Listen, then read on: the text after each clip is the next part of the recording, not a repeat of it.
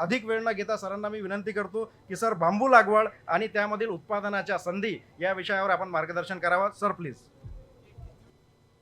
आता कापसाच्या सत्रानंतर आता हे बांबूचं सत्र सुरू झालेलं आहे. तर ज्यांना बसायचंय त्यांनी येऊन बसा, ज्यांना ऐकायचंय त्यांनी येऊन बसा, ज्याला ऐकायचं नाही त्यांनी बाहेर निघून जा. आजच्या सत्रामध्ये आपणाला दोघा तिघांना ऐकायचंय. आता व्यासपीठावर कोण आहेत? महासंचालक MREGS रोजगार हमी योजनेचे महासंचालक आहेत आपल्या महाराष्ट्राचे नंदकुमार साहेब. आणि आणखीन एक वक्ते आहेत, ते आहेत संजू करपे. संजू करपे हे जगातल्या 48 देशामध्ये बांबू येतं आणि त्या 48 देशामध्ये एक टास्क फोर्स केलेला आहे जगातल्या 48 देशाच्या सरकारने. त्याच्यामध्ये 23 सल्लागार आहेत, त्याच्यापैकी एक संजू करपे साहेब आहेत. असे दोन वक्ते व्यासपीठावर उपस्थित आहेत.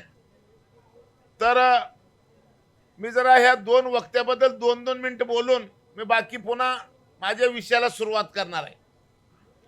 नंदकुमार साहेबाबद्दल जर बोलायचं झालं तर देशामध्ये एकमेव राज्य आहे महाराष्ट्र, जिथं 1 हेक्टर बांबू लागवड करणाऱ्याला 7,04,000 रुपये अनुदान दिलं जातं. ही योजना कोणाची आहे? ही योजना भारत सरकारची आहे. भारत सरकार देतंय 7 लाख रुपये, 7,04,000 रुपये भारत सरकार अनुदान देतं. योजना भारत सरकारची आहे, परंतु देशामध्ये फक्त एकाच राज्यामध्ये पैसे मिळतात. ते राज्य म्हणजे महाराष्ट्र आहे. आणि या महाराष्ट्रामध्ये एवढे पैसे मिळायचं कारण इथले अधिकारी आहेत, ते म्हणजे नंदकुमार साहेब. आपण सगळ्यांनी टाळ्या वाजवून म्हणजे महाराष्ट्रामध्ये एवढे पैसे शेतकऱ्याला मिळवून दिल्याबद्दल आपण नंदकुमार साहेबाचं अभिनंदन करू. आणि मग दुसरी एक आता जे संजू करपे साहेबाचं जे आहे, ते संजू करपे साहेबाचं योगदान काय? तर तुमचं संपलं का रे गोंदा? कापूस व्हायला ना, कापूस व्हायला ना. अरे तुमचं गोंधळ संपलं का? हा, तर ऐका, आता मी तुम्हाला संजू करपे साहेबाबद्दल 2 ओळी सांगतो. यांचं योगदान काय? यांचं योगदान असं आहे की बांबू पासून इमारती बांधल्या जाऊ शकतात.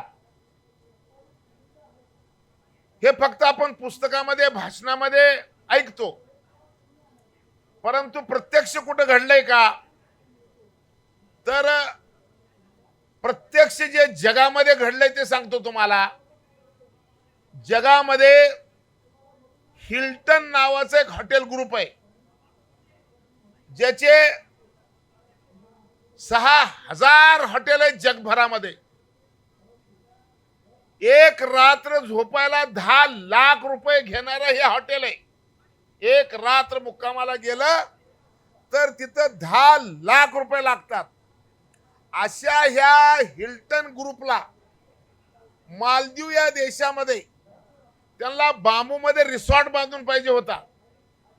आणि त्यांनी सगळ्या जगातल्या पेपरमध्ये जाहिरात दिली की आम्हाला असलं हॉटेल बांधून पाहिजे.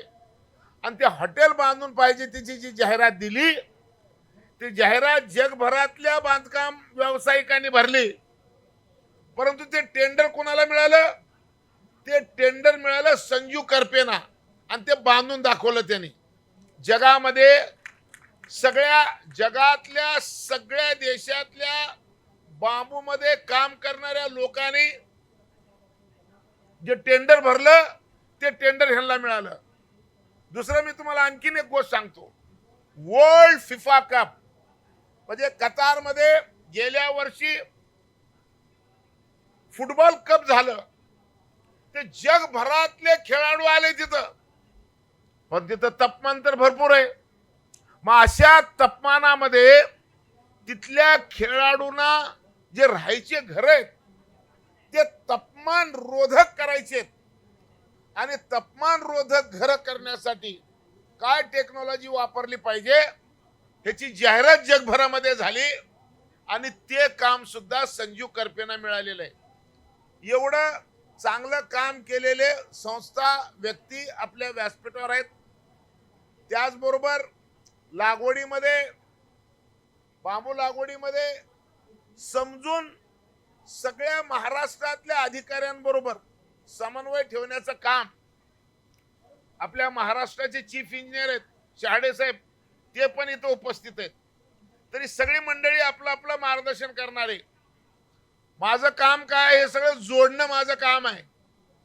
मी आपल्या समोर 2, 4, 5 गोष्टी सांगणार आहे. ते म्हणजे अशा की आता बांबूचा उपयोग काय. तुम्ही हे माझा चष्मा बघताय, हे माझा चष्मा बांबूचा आहे. माझ्या हातात घड्याळ आहे, हे घड्याळ बांबूचं आहे. माझ्या पायात सॉक्स आहेत, बांबूचे आहेत. आज माझ्यापाशी नाही पेन, पण पेन बांबूचं आहे. आणि तुम्हाला आता चमत्कार वाटेल की हे आता स्वप्नातल्या गोष्टी राहिलेल्या नाहीत, तर अशा 200 वस्तू माझ्या कारखान्यामध्ये तयार होणार आहेत फक्त 15 दिवसात. जवळपास 30,000 स्क्वेअर फीटचं शेड तयार करून आम्ही आता ह्याच्या उत्पादनाला सुरुवात करतोय. आतापर्यंत आम्ही विक्रीसाठी हे वस्तू ठेवलेल्या नव्हत्या. ह्या वस्तू आम्ही बनवत होतो, पण विक्रीसाठी नाही. आता विक्रीसाठी म्हणजे पूर्ण महाराष्ट्रामध्ये, आता समजा उद्या महाराष्ट्राला प्लास्टिक मुक्त करायचंय, तर कशापासून सुरुवात करायचंय, तर प्लास्टिक मुक्त सकाळी उठल्यापासून सुरुवात करायचंय. सकाळी उठल्या उठल्या काय करतो आपण, दात घासतो. हे जे दात घासायला आपण जे प्लास्टिकचं ब्रश वापरतो ना, आता येत्या 2 वर्षात हे प्लास्टिकचं ब्रश बंद करून त्याच्या जागी बांबूचं ब्रश आणायचंय. आणि मग आपणाला महाराष्ट्राला 30 कोटी वर्षाला ब्रश लागणार आहेत. महाराष्ट्राला, देशाला नाही, देशाचं वेगळं आहे.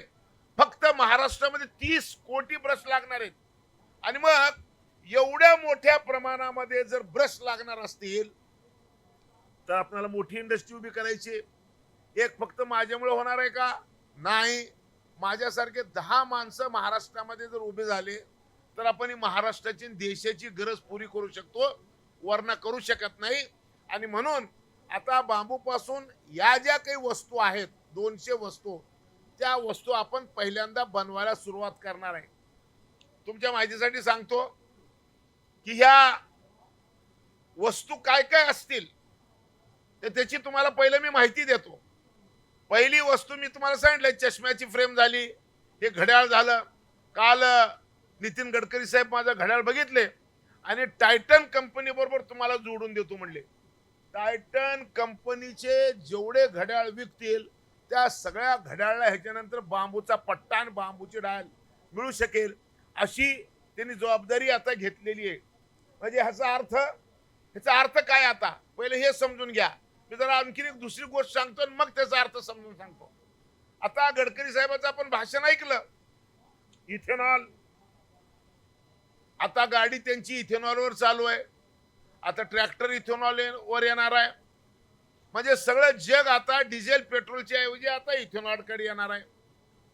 इथेनॉल कशापासून तयार होतं, तर इथेनॉल पहिले हे ऊसापासून तयार होत होतं. आणि ही काही आत्ताची टेक्नॉलॉजी नाही. इथेनॉल हे 1931 मध्ये ब्राझील नावाच्या देशामध्ये ऊसाच्या मळीपासून तयार होतं, हे सिद्ध झालं होतं 1931 ला. त्यावेळेस या इथेनॉलचं नाव होतं पॉवर अल्कोहोल. 1931 मध्ये जर समजा ब्राझील मध्ये याचा शोध लागला होता, तर ते भारतात हे 2001 साल उजाडलं. 2001 साल उजाडलं आणि 2001 ला श्रद्धेय अटल बिहारी वाजपेयींनी 5% याची पेट्रोल मध्ये मिसळायचा निर्णय केला. त्याच्यानंतर 2014 ला नरेंद्र मोदी साहेब आले आणि यांनी 25% ची घोषणा केली. आता गडकरी साहेब म्हणतात की 100% आपण इथेनॉलवर सगळ्या गाड्या चालवू शकतो. त्यांनी आता नवीन इंजिन आणलंय. त्या इंजिन मध्ये पेट्रोल बी टाकल तर चालतंय, डिझेल बी टाकल तर चालतंय, इथेनॉल बी टाकल तर चालतंय. ह्याच्या आधी पेट्रोलच्या गाडीमध्ये डिझेल टाकलं की गाडी बंद पडायची आणि डिझेलच्या गाडीत पेट्रोल टाकलं की बंद पडायची. आता गाडीच अशी अवचिंद आली, काय बी टाका चालते. आणि त्याच्यामध्ये आता काय बी टाकायचं म्हणजे दारू टाकल तरी चालते. म्हणजे आता ह्याच्यानंतर माणसाचं आणि गाडीचं एकच डिझेल राहणार आहे, म्हणजे ती इथेनॉल. हे सगळ्यात महत्वाची गोष्ट अशी आहे. आणि मग हे इथेनॉल आतापर्यंत ऊसापासून तयार व्हायचं, आता ते मक्यापासून तयार होलाले, आता ते तांदळापासून तयार होलाले. परंतु मक्याच्या तांदळाच्या ऊसाच्या इथेनॉलला या सगळ्या गोष्टीला एक मर्यादा आहेत माझ्या दृष्टीनं. कशा तर ऊस जिथं फ्लड एरिया आहे, जिथं महापूर होतात, जिथं मोठ्या नद्या आहेत, अशा ठिकाणी जिथं भरपूर पाणी आहे तिथं ऊस तयार होतं.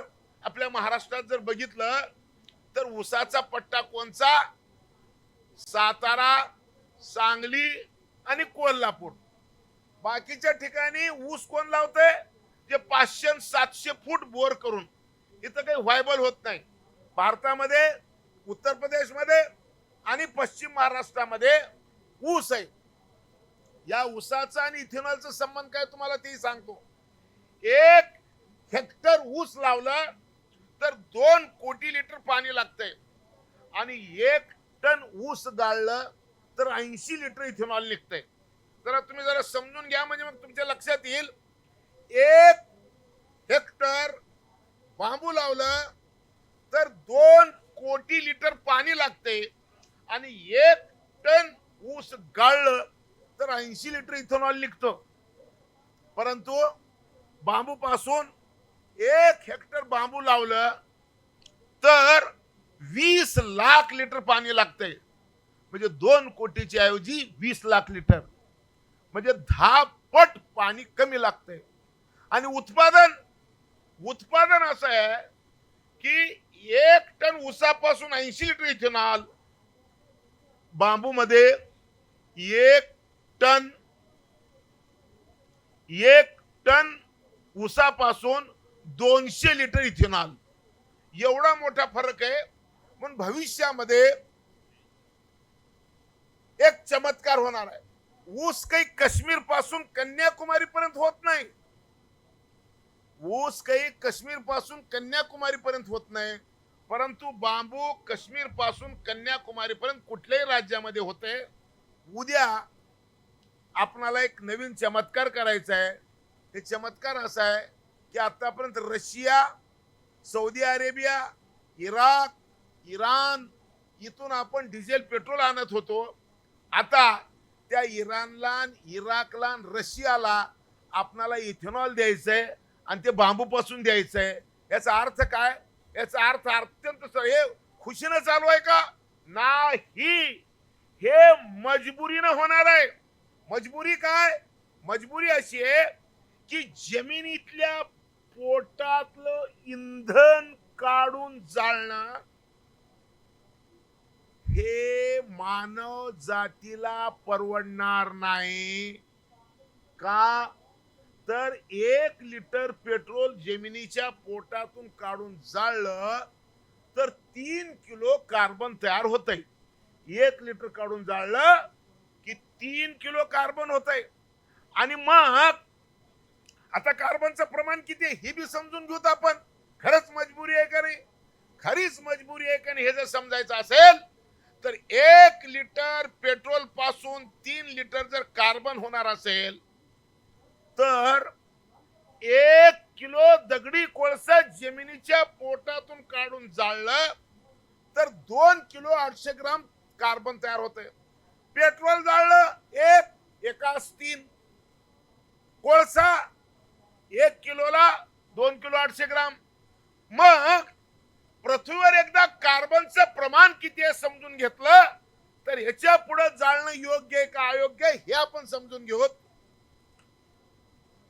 जमिनीच्या पाठीवर कार्बनचं प्रमाण किमान 350 ppm असलं तर सगळं योग्य आहे. मानवजात, जीव जंतू सगळे पृथ्वीवर सुरक्षित राहायचे असतील तर जास्तीत जास्त 350 ppm कार्बन पाहिजे. पर आता पृथ्वीवर कार्बनचं प्रमाण 422 ppm झालेलं आहे. 450 ppm ला तुमचं माझं पृथ्वीवर राहणं अशक्य आहे. 450 ppm कधी होणार आहे तर 2050 ला. 2050 व्हायला उशीर किती आहे तर 27 वर्ष. 27 वर्षानंतर पृथ्वीवर 2 डोळे, 2 कान, 2 पाय, 2 हात, 1 नाक अशी आकृती दिसणार नाही. आणि अशी आकृती पृथ्वीवर जर दिसायचं असेल तर आता जमिनीतलं डिझेल पेट्रोल काढून जाळणं बंद करावं लागणार आहे आणि जमिनीच्या पाठीवरच इंधन निर्माण करावं लागणार आहे. जमिनीच्या पाठीवर जर इंधन निर्माण करायचं असेल तर इथेनॉल आता बांबूपासून करावं लागणार आहे. हे शक्य आहे का? हे शक्य आहे. नेदरलँड, फिनलँड आणि भारत सरकार या 3 देशांनी एकत्र येऊन आसाम मध्ये नुमालीगड मध्ये वर्षाला 6 कोटी लिटर बांबू पासून इथेनॉल बनवायची रिफायनरी सुरू केलेली आहे. ती आता प्रायोगिक तत्वावर आहे. आता ही मोठ्या प्रमाणामध्ये देशभरातील कदाचित उद्या 1000 रिफायनऱ्या आपल्याला भारतामध्ये उभ्या कराव्या लागतील अशी परिस्थिती आहे. आणि म्हणून बांबू लागवडीची संधी काय? बांबू लागवडीची संधी अशी आहे की या देशातले सगळे वाहन आता इथेनॉलवर चालणार आहेत. इथेनॉल आता बांबूपासून सुरू झालाय आणि बांबू देशभर सगळ्या राज्यात येणार आहे.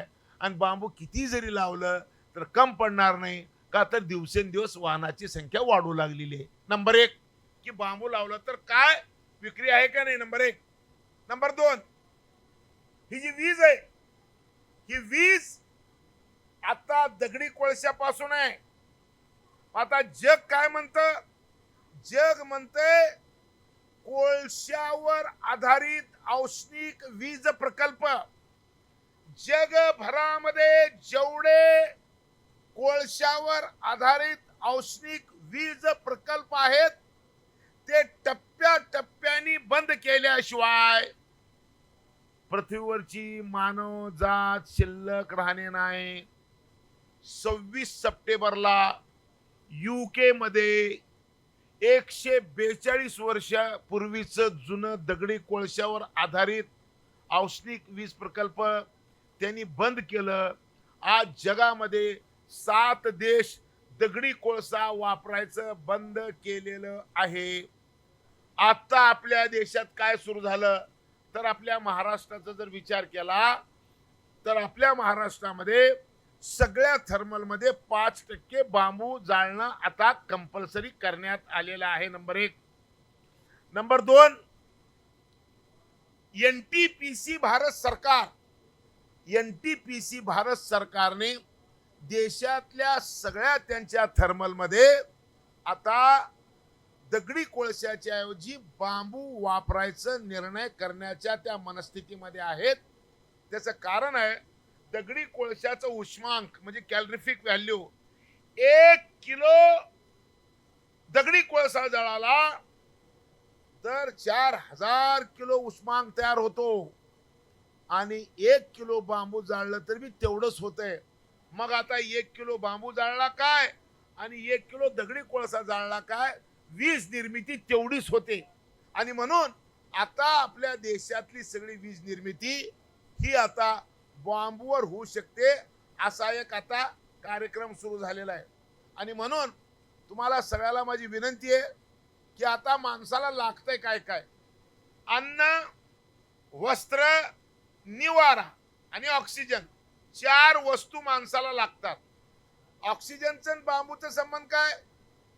ऑक्सिजन म्हणजे माणसाला वर्षाला 280 किलो ऑक्सिजन लागतं. बांबूचं एक झाड 320 किलो ऑक्सिजन देतं. ऑक्सिजनचा प्रश्न बांबू सोडवू शकतो. वस्त्र, आज जगामध्ये सगळ्यात तलम वस्त्र कशाचे आहेत? तर कापसापेक्षा सुद्धा तलम वस्त्र बांबूचे आहेत. आणि मग आता इथं कापसाचं सेशन झालं. तुम्ही कापसाचा धागा आणि बांबूचा धागा याची जर तुलना केली, 2 ग्लास मध्ये पाणी घ्यायचं, एका ग्लास मध्ये कापसाचा धागा बुडवायचा आणि एका ग्लास मध्ये बांबूचा धागा बुडवायचा. कापसाचा धागा पाण्यात बुडत नाही, बांबूचा धागा पाण्यात बुडत असतो. आणि मग समजा आता महिलांना डोक्यावर केस असतात जास्त, आणि मग त्या महिला कापसाच्या टावेलनं डोकं पुसणं आणि बांबूच्या टावेलनं डोकं पुसणं हे जर बघितलं, तर बांबूच्या टावेलनं जर केस पुसले तर थोडं सुद्धा पाणी डोक्यावर राहू शकत नाही, असा हा चमत्कार आहे. आणि मग आता वस्त्राच्या ठिकाणी बांबू आलं. निवारा बांबूचं घर बांधलं आणि सिमेंट आणि लोखंडाचं घर बांधलं. काय फरक आहे? या एल्लोरकर पुढे या, उशिरा आले तुम्ही डॉक्टर. तर मग या वर बसा, तुम्ही वक्ते आहे. तर तुमच्या माहितीसाठी सांगतो की आता बांबू म्हणजे तुम्ही जर सिमेंट आणि लोखंडचं घर बांधलं तर तुम्हाला 30% वीज जास्त लागते. तुम्ही बांबूचं घर बांधलं तर 20-30% कमी लागते. फ्लोरिंग असो का भिंती असो का छत असो, फर्निचर असो, कुठलीही गोष्ट करा, 10-5 म्हणजे 50 मजली बिल्डिंग सुद्धा बांबू पासून बनवता येऊ शकते. तुम्ही जे बांबू बघताय रानातलं, ते बांबू म्हणजे बांबू नाही. आता बांबूत एक चमत्कार आलाय, बांबूचा बुग्गा करून लाकूड बनवता येते. आणि एकदा लाकूड बनलं तर त्याचं काय बी करता येतंय. जे आता आपल्या देशामध्ये सध्या 70,000 कोटी रुपयाचं लाकूड आयात करावं लागलेलं आहे. आणि आता जर आपण झाडं लावायचं ठरवलो तर लाकूड झाडाचं मिळायला 25 ते 30 वर्ष लागतात. 30 वर्ष कोण जगणार आहे माहिती नाही, परंतु बांबूचं लाकूड 3 वर्षात तयार होऊ शकतं, हे सूर्यप्रकाश इतकं सत्य आहे. आणि म्हणून आपणाला आता ऑक्सिजन झालं, वस्त्र झाले, निवारा झालं, अन्न वस्त्र निवारा. आता राहिलं अन्न. बांबूपासून, बांबूचा आणि अन्नाचा संबंध काय? बांबूपासून भाजी तयार होती, बांबूपासून लोणचं तयार होतं, बांबूपासून मुरब्बा तयार होतो, बांबूपासून तांदूळ तयार होतं. म्हणजे अन्न, बांबूपासून अन्न पण मिळतं, वस्त्र पण मिळतं, निवारा पण मिळतं, ऑक्सिजन पण मिळतं. अशी जगामध्ये एकच वस्तू आहे, एका गोष्टीपासून 1000 वस्तू मिळणारी. आणि म्हणून तुम्हाला आता माझी शेवटची एक विनंती आहे, जर तुम्हाला तुमचे मुलं बाळ पृथ्वीवर सुरक्षित राहावं असं वाटत असेल तर तुम्हाला तापमान कमी करावं लागणार आहे. तापमान कमी करायसाठी काय करावं लागणार आहे? तर झाडं लावावं लागणार आहे. झाडं सगळ्यात जास्त कुठले वाढतात? तर बांबू असा आहे की रोज कधी 1 फूट वाढतो, कधी 2 फूट वाढतो, कधी 3 फूट वाढतो. जगामध्ये अतिशीघ्र वाढणारी वनस्पती कुठली असेल तर त्याचं नाव बांबू आहे. आणि मग 30 वर्षांना तयार होणारा लाकूड 3 वर्षात जर व्हायचं असेल तर आपणाला बांबू हे सगळ्यात जवळचं आहे. आणि म्हणून आपणाला आता करायचंय काय? तर महाराष्ट्र सरकारने जे काही निर्णय केलेले आहेत ते तुम्हाला मी थोडक्यात 2-3-4 ओळीमध्ये सांगतो. पहिलं तर जगामध्ये आता ग्लोबल वॉर्मिंगला पराभूत करण्यासाठी वेपन म्हणून बांबूचा वापर होणार आहे. आणि मग बांबूसाठी महाराष्ट्र सरकारने काय केलंय तर हरित महाराष्ट्राची घोषणा केली आहे. हरित महाराष्ट्रामध्ये 21 लाख हेक्टर बांबू महाराष्ट्रात लावायचा निर्णय राज्य सरकारने केले. 21 लाख हेक्टरची घोषणा महाराष्ट्र शासनाची. 7,04,000 रुपये 1 हेक्टर बांबू लागवड करायची घोषणा महाराष्ट्र सरकारची. बांबूचं औद्योगिक धोरण म्हणजे 50 लाख पासून 4,000 कोटी रुपयापर्यंत बांबूची ज्यांनी कोण इंडस्ट्री लावल त्याला 50% अनुदान द्यायचा निर्णय राज्य सरकारने घेतलाय. सगळ्या थर्मल मध्ये 5% इंधन बायोमास कंपल्सरी करायचा निर्णय महाराष्ट्र सरकारने घेतलाय. शहरामध्ये ऑक्सिजन पार्क असो का शहरामध्ये शहरी वनीकरण असो हे निर्णय सुद्धा महाराष्ट्राचे आपले माजी मुख्यमंत्री म्हणजे आता माजी म्हणलं पाहिजे एकनाथ शिंदे साहेब आणि आपले देवेंद्र फडणवीस साहेब अजितदादा पवार साहेब या तिघांनीही हे निर्णय केलेले आहेत. तुम्हाला सांगायचा अर्थ एवढाच आहे की राज्य सरकार मानवजात वाचवण्यासाठी जे निर्णय केले बांबूच्या माध्यमातून त्याचे तुम्हाला गंभीरपणे दखल घ्यावी लागणार आहे. आता कदाचित जगातलं पहिलं राज्य असेल chief minister environment sustainable development task force हे राज्याला तयार करून दिलं आपल्या सरकारने. आणि या टास्क फोर्सचे अध्यक्ष माननीय मुख्यमंत्री. या टास्क फोर्सचे कार्यकारी अध्यक्ष मी एवढे सगळे बारकावे तुम्हाला सांगलोय. त्याचं कारण या सगळ्या कामामध्ये माझा सहभाग आहे म्हणून मी तुम्हाला एवढं डिटेल मध्ये सांगितलेलं आहे. आणि म्हणून तुम्हाला मी विनंती करतो की तुम्ही तुमच्या रानात बंधाऱ्यावर असो रस्त्याच्या कडला असो सरवलात असो लवणात असो वड्याच्या कडला असो नदीच्या कडला असो किंवा सलग शेतात असो झाडाच्या संख्येवर तुम्हाला अनुदान मिळणार आहे. आणि म्हणून 1 हेक्टर लागवड केल्यानंतर 3 वर्षामध्ये विभागून हे पैसे मिळणार आहेत. पहिल्या वर्षी निम्मे दुसऱ्या वर्षी 30% आणि पुन्हा 20% असं हे सगळा चमत्कार आहे. आणि बांबू लागवड करण्यासाठी तुम्हाला कमीत कमी हेक्टरला 40,000 रुपयाचे रोप लागतात. तुम्ही म्हणताल की बा 40,000 असल्यावर आम्ही कशाला आत्महत्या केलो असतो. तुम्हाला 40,000चे रोप घ्यायची गरज नाही. तुम्ही तलाट्याकड ग्रामसेवकाकड कृषी सहाय्यकाकड कुठेही अर्ज केलात तुमची फाईल मंजूर झाली की तुम्हाला एक हे दिलं जातं परमिट दिलं जातं. ते परमिट तुम्ही जिथं कुठं म्हणजे हे होतं काय म्हणतो जिथं कुठं तुम्हाला रोप तयार होतात त्या ठिकाणी तुम्ही नेऊन दिलं की तुम्हाला बगर पैशाचे रोप तुमच्या घरापर्यंत मिळतात. हे काम म्हणजे आपल्या इथं राज्य सरकारने निर्णय केलाय. त्याच्यामुळे तुम्हाला पैसे सुद्धा खर्चायची गरज पडणार नाही. आणि 3 वर्षानंतर हे बांबू कापायला येते अशा पद्धतीचं हे सगळं हे आहे. आणि मग मला असं वाटतं की अजून 4 जण बोलणारे असल्यामुळं काय मी इथं थांबणं मी पसंत करतो. आणि काही जर प्रश्न असतील तर हे प्रश्न आपण ह्याच्यानंतर कशाच्या नंतर हे आपलं व्याख्यान 4चे भाषण संपले की तुम्हाला ज्याला विचारू वाटतंय त्याचं नाव घेऊन विचारा. ते सगळेजण उत्तर देतील. आणि म्हणून मी इथंच थांबतो. जय हिंद जय भारत. बांबू उत्पादन आणि त्याची लागवडीच्या संधी याबाबत अतिशय उत्कृष्ट साध्या आणि सोप्या शब्दात खूप सुंदर मार्गदर्शन केलेले आहे.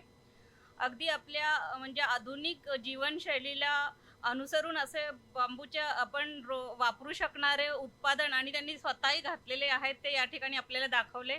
त्याचप्रमाणे आपल्याला दैनंदिन जीवनात म्हणजे दिवसेंदिवस वाढत जाणाऱ्या गरजेंपैकी आवश्यक असलेले इंधन याला पर्याय म्हणून देखील आपण कसा बांबू उपयोग करू शकतो याबद्दलही अतिशय सुंदर माहिती त्यांनी दिलेली आहे.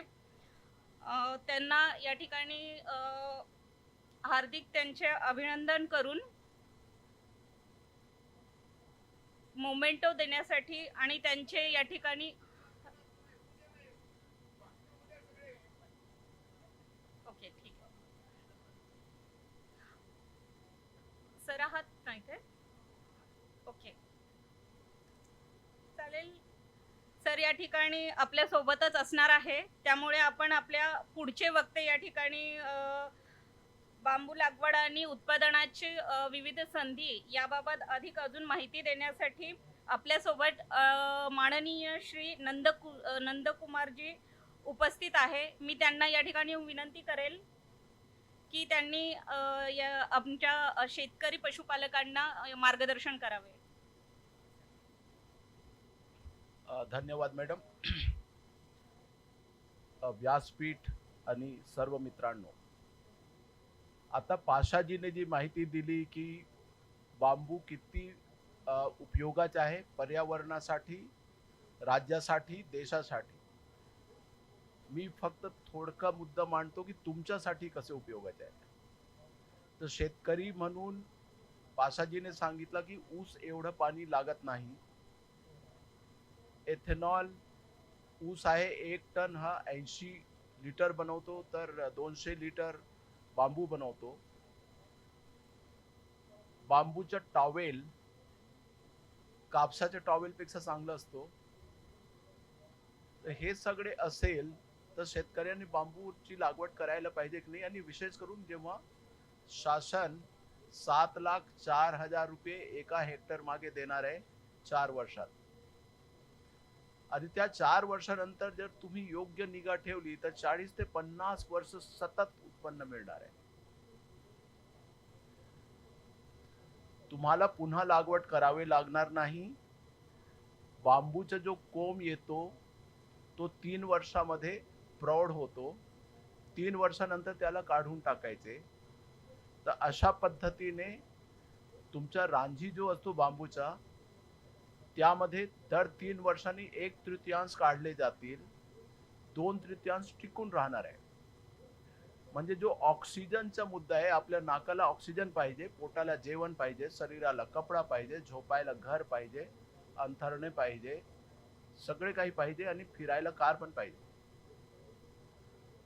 हे सगळे तुम्हाला बांबू देणारे, पण नाकाला ऑक्सिजन देणारे पीक दरवर्षी काढले जातात है ना. मग तो कापूस असो की सोयाबीन असो, इवन युकलिप्टस पण 8 वर्षात काढला जातो. सुबाबूल पण 6 वर्षात काढला जातो. बांबू तुम्हाला काढावे लागत नाही, फक्त 1/3 काढत जायचे. लागवडीचे पूर्ण पैसा गव्हर्नमेंट देत आहे. काढायचे तुम्ही, विकायचे तुम्ही.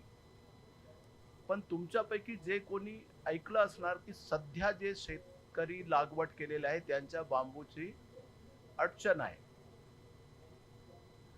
अर्थात 1927 पासून बंदी आणली होती ब्रिटिश सरकार असताना, ती मोकळी केली गेली 2017 मध्ये. 90 वर्ष अडचणीत होती बांबू. फक्त वन विभागाच्या परवानगीशिवाय काहीच करता यायचे नाही. आता ते मोकळं झालेलं आहे. 7 वर्ष झाले.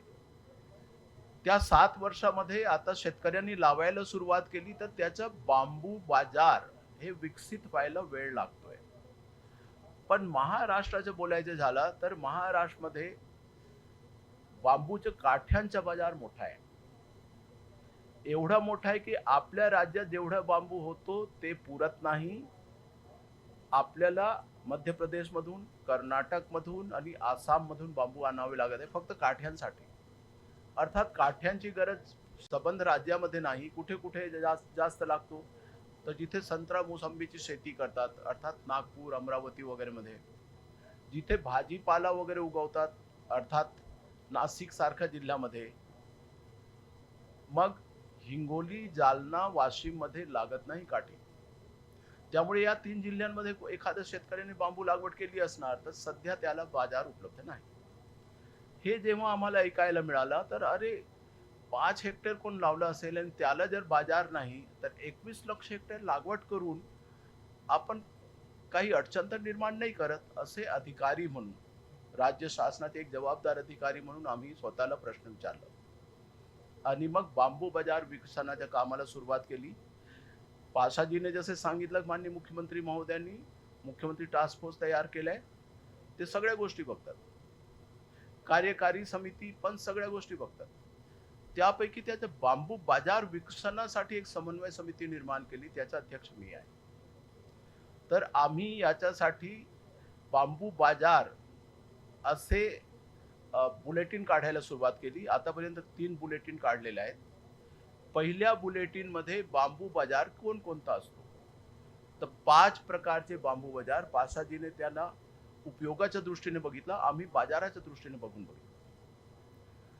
तर बांबू बाजार मध्ये सर्वात जास्त रेट जो मिळतो तो बांबूचा उपयोग जेव्हा बिल्डिंग मटेरियल म्हणून होतो, त्यावर करपेजी सांगणार आहेत तुम्हाला. 15,000 रुपये ते 25,000 रुपये टनाला भाव आहे. चीन वाले लोक खूप पैसे कमवत आहेत सध्या. आपल्या देशात किमान काही इंडस्ट्री तर आपल्या राज्यातच सुरू झाले, काही त्रिपुरामध्ये आहेत. चीन सोबत टक्कर द्यायला आपण सुरुवात केली. इस्रायलमध्ये पण एक्सपोर्ट केला आम्ही. चीन पण कॉम्पिटिशन मध्ये होतं, ते सुरू झालंय. ते मोठा होईल, खूप छान रेट येतोय, पण मोठा व्हायला वेळ लागणार आहे. लगेच कोणता बाजार आहे तर काठ्यांचा बाजार. आता मी सांगितलं तिथे 8,000 ते 10,000 रुपये टनाला भाव आहे. ऊसाचा 3,000 रुपये टनाला भाव आहे. बघा आहे बांबू कुठे आहे. आणि मग तिसरा आहे जो बाजार फार लवकर विकसित होत आहे. एनटीपीसीचं उदाहरण पाशाजीने दिलंय. तिथे 2,000 रुपये आहे. ऊसापेक्षा थोडं कमी आहे, पण पाणी कमी लागते, मेहनत कमी लागते. सध्या 2,000 रुपये टनाला भाव आरामात मिळेल.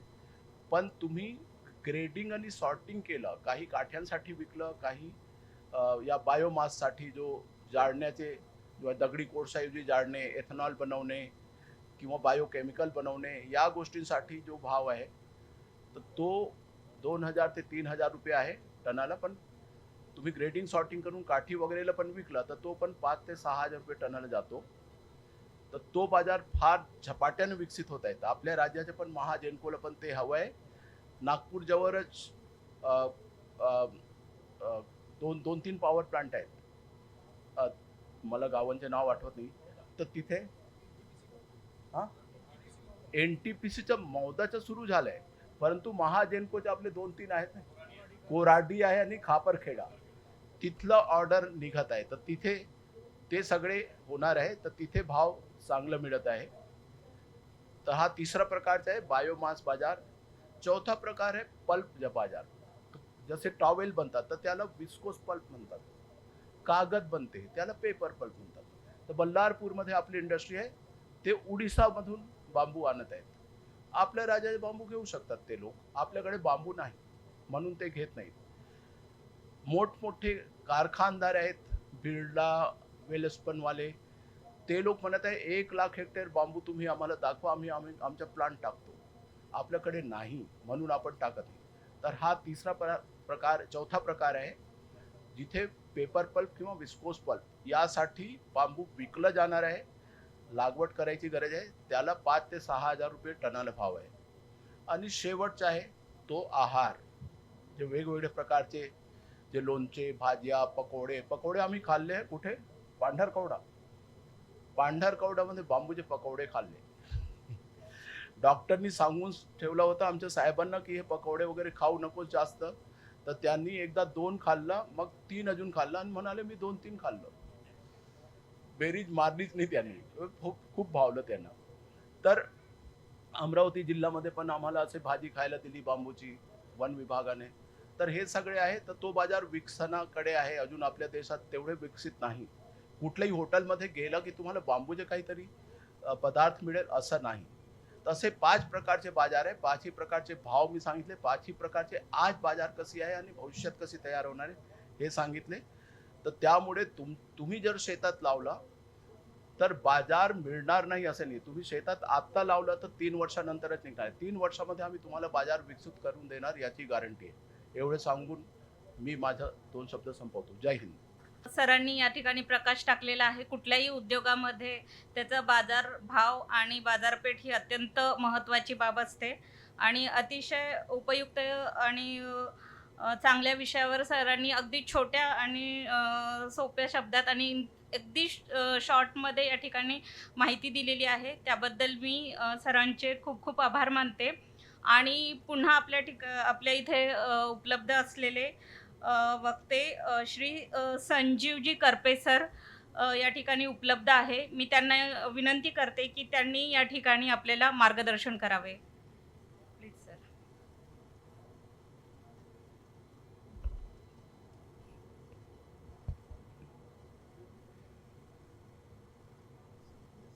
नाही हे आहे ना डायरेक्ट इथूनच काय करायचं इथूनच करतो. सन्माननीय पाशा पटेलजी, सन्माननीय नंदकुमार साहेब, डॉक्टर इरोलकर आणि शाडे साहेब आणि इथं उपस्थित मित्रांनो, मी पहिल्यांदा तुम्हाला काही चित्र दाखवतोय. ही चित्र चीन या देशातील बांबूचं प्लांटेशन दाखवतोय. जवळजवळ 1.5 कोटी एकरमध्ये चीन या देशाने मागच्या 40 वर्षात अशा प्रकारचं बांबूचं प्लांटेशन केलेलं आहे. तुम्ही बघा तिकडचे डोंगर जिथं प्लांटेशन केलं, 1 स्क्वेअर फूटची जागा पण शिल्लक नाही आणि गावाच्या आसपास असलेले सगळे डोंगर पूर्णपणे बांबूने आच्छादलेले आहेत आणि हे काम आपल्या शेजारी देशांनी खूप वर्षापूर्वी करून दाखवलेलं आहे. मग इतक्या सगळ्या बांबूचं चीन हा देश करतो काय, तर ते बांबू तोडल्यानंतर त्याच्या बांबूला 9 भागामध्ये डिवाइड करतात आणि ते 9 भाग 23 वेगवेगळ्या प्रकारच्या इंडस्ट्रीला ते सप्लाय करतात आणि हे अशा सगळ्या प्रकारचे वस्तू चीन या देशामध्ये गेली कित्येक वर्ष बनत आहेत. आपल्या देशामध्ये बांबूपासून सुपर टोपल्या बनायचं असं आपल्याला माहीत होतं. इतक्या सुंदर प्रकारे हाताने बनवलेल्या टोपल्या किंवा पर्सेस या आपल्याला चीन या देशात कित्येक वर्ष, बांबूची सुंदर पेन असतील, दागिने असतील किंवा चष्मा पाशाने जो घातलाय त्याचे केसेस, बांबूच्या पट्ट्या काढून त्याचा अशा प्रकारचा बोर्ड बनतो आणि मग त्याच्यापासून हे फर्निचर बनतं. तुम्हाला वाटेल हे लाकडी फर्निचर आहे, हे 100% बांबूचं फर्निचर आहे. आणि मग तुम्हाला मनात आणाल डिस्पोजेबल वस्तू असतील, फूड पॅकेजिंग असेल, तुम्ही मनात आणाल त्या प्रत्येक गोष्ट चीन हा देश बांबूपासून, अगदी चप्पल बूट सुद्धा ते बांबूचं बनवतात. तर असं जर इतक्या सगळ्या गोष्टी त्यांच्या देशामध्ये बांबूच्या बनतायत तर ते आपण का बनवत नाही, हा सगळ्यात महत्त्वाचा प्रश्न आहे. बांबूचे सुंदर म्युझिकल वाद्य बनतात, स्पीकर, कीपॅड माऊस, कॅल्क्युलेटर, बांबूचे कपडे, टिश्यू पेपर, सायकली, मोटरसायकली, गाड्या, फर्निचर, कन्स्ट्रक्शन, मोठमोठ्या बिल्डिंग बांबूच्या, बांबूचा इंटिरियर, बांबूचा एक्सटिरियरचा वापर, मल्टी स्टोरी बिल्डिंग, असं तुम्ही इमॅजिन करू शकणार नाही एवढ्या सगळ्या गोष्टी चीन बांबूपासून बनवतं. 15 वर्षापूर्वी स्पेनमधला मॅड्रिडचा इंटरनॅशनल एअरपोर्ट हा बांबूपासून चीन या देशामध्ये बांधला गेला. चीन या देशातील कंपनीने बनवला आणि विंडमिलची ब्लेड्स आपण पाती बघतो, हे 200 फूट लांबीचं पातं सुद्धा बांबूपासून बनलं जातं. ह्या नकाशामध्ये जगाचा नकाशा आहे, त्यातल्या हिरव्या रंगाने दर्शवलेल्या भागामध्ये बांबू होतो, म्हणजे जगातील 2/3 भागामध्ये बांबू होतच नाही आणि त्याच्यामुळे बांबूपासून वस्तू बनवून त्या जगातील उरलेल्या 2/3 भागाला आपल्याला पाठवण्याची फार मोठी संधी उपलब्ध आहे. पण प्रत्यक्ष आकडे बघितले तर जगातील बांबूचे वस्तू बनवून विकणाऱ्या टॉप 10 देशामध्ये फिलिपिन्स आहे, इंडोनेशिया आहे, थायलंड आहे, व्हिएतनाम आहे, पण इंडिया नाही. भारताचं नाव कुठे आहे, तर बांबूपासून बनलेल्या वस्तू इम्पोर्ट करणाऱ्या टॉप 10 देशामध्ये बांबूचं नाव आहे. ही परिस्थिती बदलता येईल का, ह्याच्यासाठी आम्ही 2004 साली सिंधुदुर्ग जिल्ह्यात कोकण बांबू अँड केन डेव्हलपमेंट सेंटर नावाची संस्था स्थापन केली आणि एनबार ह्या जागतिक संस्थेच्या मदतीने आम्ही तिथं काम सुरू केलं. आमच्या जिल्ह्यात भरपूर कटांग बांबू होता, हा काटेरी आहे, तो खूप स्ट्रॉंग आहे, त्यामुळे आम्हाला वाटायचा खूप चांगला बांबू आहे. पण चीनहून आलेल्या तज्ज्ञ लोकांनी आम्हाला सांगितलं की हा बांबू तोडून बाहेर काढायला खर्च खूप जास्त येतो आणि हा बांबू सरळ पण नाही आहे. त्याच्यामुळे याच्यापासून वस्तू बनवणं हे योग्य होणार नाही. 2004 साली आमच्या जिल्ह्यातील शेतकऱ्यांना, ज्या जिल्ह्यामध्ये हापूस, आंबा आणि काजू हे महत्त्वाची पिकं आहेत, तिथं आम्ही लोकांना मोटिवेट केलं आणि 120 शेतकरी 2004 साली आमचं ऐकले आणि त्यांनी अशा प्रकारचं बांबूचं लागवड केली. आणि 4 वर्षांनी ज्यावेळी त्यांचा बांबू तयार झाला, त्यावेळी आमच्या अशा लक्षात आलं की हा बांबू अत्यंत चांगला आहे आणि पूर्वीच्या बांबूच्या कंपॅरिझनमध्ये डाव्या बाजूचा बांबू हा पूर्वीचा बांबू होता. शेतकऱ्यांनी ग्रो केलेला बांबू खूप चांगला आणि सुंदर आणि सरळ आहे. त्याच्यापासून वस्तू बनवायची असेल तर बांबूला ट्रीट करायला लागतं. ह्याला प्रेशर ट्रीटमेंट मेथड म्हणतात. बांबू ऑन इट्स ओन ड्युरेबल नसतो, त्याला ट्रीट करण्यासाठी अशा प्रकारच्या मेथड्स वापरायला लागतात आणि तो एकदा प्रेशर ट्रीटमेंट प्लांटमध्ये ट्रीट केला तर त्याचं वर्ष 100 वर्षापर्यंत त्याचं आयुष्य वाढू शकतं. बांबूला गरम करून स्ट्रेट करता येतं. आमच्याकडची लोक बांबूला पाईप इतकं सरळ करतात आणि त्याच टेक्निकला बांबूला जसं पाईप बेंड होतो तसं बेंड पण करतात. आम्ही बांबूला कमोडिटीमध्ये कन्वर्ट केलेलं आहे. तुम्ही म्हणाल ती साईज, शेपचा ट्रीटेड आणि ग्रेटेड बांबू आम्ही तुम्हाला देऊ शकतो. आमच्या जिल्ह्यातील युवकांना आम्ही बांबू फर्निचर बनायचं प्रशिक्षण दिलं आणि त्याच्यापासून फर्निचर बनवण्यासाठी एक फॅक्टरी सेटअप केली आणि अशा प्रकारचं बांबूचं फर्निचर गेली कित्येक वर्ष आम्ही बनवतो. इको फ्रेंडली फर्निचर हे श्रीमंत लोकांना जास्त आवडतं, तर श्रीमंत लोकांना आवडेल अशा प्रकारचं काम करणं गरजेचं आहे, हे आमच्या लक्षात आलं आहे. दुसरी गोष्ट आमच्या लक्षात आली की घरातलं फर्निचर बदला असं शहरातल्या लोकांना सांगायला गेलो तर त्यांना गुबगुबीत सोफा सेट जे कुशनवाले आहेत ते आवडतात आणि आम्ही हे बांबूवाले गेलो तर ते फारसं आमचं ऐकत नाही. मग आम्ही आमचा थोडासा पवित्रा बदलला आणि आम्ही म्हणायला लागलो, तुमच्या घरातला एक कोपरा तुम्ही आम्हाला द्या, आम्ही इको फ्रेंडली वस्तूने तो सजून देईल. तुम्ही इथं बघाल की घरातला एक कोपरा, ते फोटो फ्रेम असेल, घड्याळ असेल, साईड टेबल असेल, हे आम्ही ज्यावेळी करायला लागलो त्यावेळी आम्हाला खूप चांगला रिस्पॉन्स मिळाला आणि मग पुढे जाऊन श्रीमंत लोकांना आवडेल अशा प्रकारचं फर्निचर बनवण्यामध्ये आम्ही यशस्वी झालो. लातूरमध्ये लोदगा येथे पाशाजींच्या नेतृत्वाखाली फिनिक्स फाउंडेशनने ग्रामीण महिलांना, ज्या महिलांनी शाळेचं तोंड पण बघितलं नाही अशा महिलांना अत्याधुनिक बांबू फर्निचर बनवायचं प्रशिक्षण आम्ही दिलं आणि त्या महिला, तुम्हाला कौतुक वाटेल की त्या महिला अतिशय उत्कृष्ट जागतिक दर्जाचं फर्निचर बनवत आहेत. आपल्याला वाटायचं की महिलांनी इंडस्ट्रीमध्ये जाऊन कसं काम करायचं, व्हर्नियर कॅलिपर त्यांना कसा कळेल, कारण ते शाळेत पण गेलेले नाहीत. पण ह्या सगळ्या गोष्टी त्यांनी खोट्या ठरवल्या आणि आम्ही हे काम करून दाखवू शकतो. पण फर्निचर फक्त करून पुरेसा आहे का? कारण 120 शेतकऱ्यांनी आमचं ऐकून 2004 साली लागवड केलेली. ज्यावेळी ह्या शेतकऱ्यांना चांगले पैसे मिळायला लागले, हापूस, आंबा आणि काजू याच्यापेक्षा पण जास्त पैसे मिळतात हे ज्यावेळी त्यांच्या लक्षात आलं, त्यावेळी शेतकऱ्यांनी एकामेकाचं बघून हजारो शेतकऱ्यांनी आमच्याकडे बांबूची लागवड केली. सिंधुदुर्ग जिल्ह्यात आत्ता 10,000 पेक्षा जास्त शेतकरी बांबूची शेती करतात, अगदी शास्त्रशुद्ध शेती. आणि मग 10,000 शेतकऱ्यांनी ग्रो केलेला बांबू काही सगळा फर्निचरला वापरता येणार नाही असा विचार करून बांबूपासून कन्स्ट्रक्शन करायचं असं आम्ही ठरवलं आणि बांबूचं कन्स्ट्रक्शन कंपोनंट करण्याची फॅक्टरी सेटअप केली. जसं मेटलचे कन्स्ट्रक्शन कंपोनंट बनतात तसे अशा प्रकारचे कंपोनंट आम्ही बनवतो फॅक्टरीमध्ये, त्याला पॅक करून मोठ्या ट्रेलरवरून साईटवर नेतो आणि हे बांबूचं कन्स्ट्रक्शन आम्ही साईटवर जाऊन करतो. आपल्या देशामध्ये बांबू कन्स्ट्रक्शनचं डेफिनेशन आम्ही चेंज करू शकलो, अशा प्रकारे आम्ही काम केलं. हे सगळे फोटो मी तुम्हाला दाखवतो, हे आमच्या कारिगरीने केलेलं काम आहे. सिंधुदुर्ग जिल्ह्यातील गरीब शेतकऱ्यांच्या मुलांनी इतकं उत्कृष्ट प्रकारचं काम करून दाखवलं आहे. अगदी रुफिंगपासून फ्लोरिंगपर्यंत प्रत्येक गोष्ट ह्याच्यात बांबू आहे आणि आम्ही आता बांबूच्या मोठ्या इमारती पण बांधायला लागलो आहे. 10,850 स्क्वेअर फीटची हैदराबादमध्ये बांधलेली बिल्डिंग आहे ही बांबूपासून बांधली आहे. बेंगलोरमध्ये बांधलेल्या या इमारतीमध्ये रूफिंग मटेरियल सुद्धा बांबू आहे.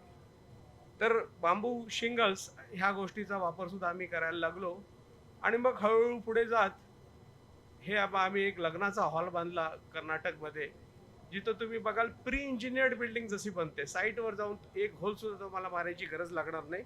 फॅक्टरीमध्ये कंपोनंट बनवून एक कंपोनंट आल्यानंतर क्रेनच्या साह्याने असेंबल केले जातात आणि अगदी कमी वेळामध्ये साईटवर जाऊन अशा प्रकारचं काम करू शकतो. हे काम आपण भारतीय लोकांचा आणि टेक्निकचा वापर करून करू शकलो. महाराष्ट्र शासनाने चिचपल्ली येथे एक रिसर्च इन्स्टिट्यूट बांधली आहे फॉरेस्ट डिपार्टमेंटची. 1,00,000 स्क्वेअर फीटचं एक कन्स्ट्रक्शन आहे.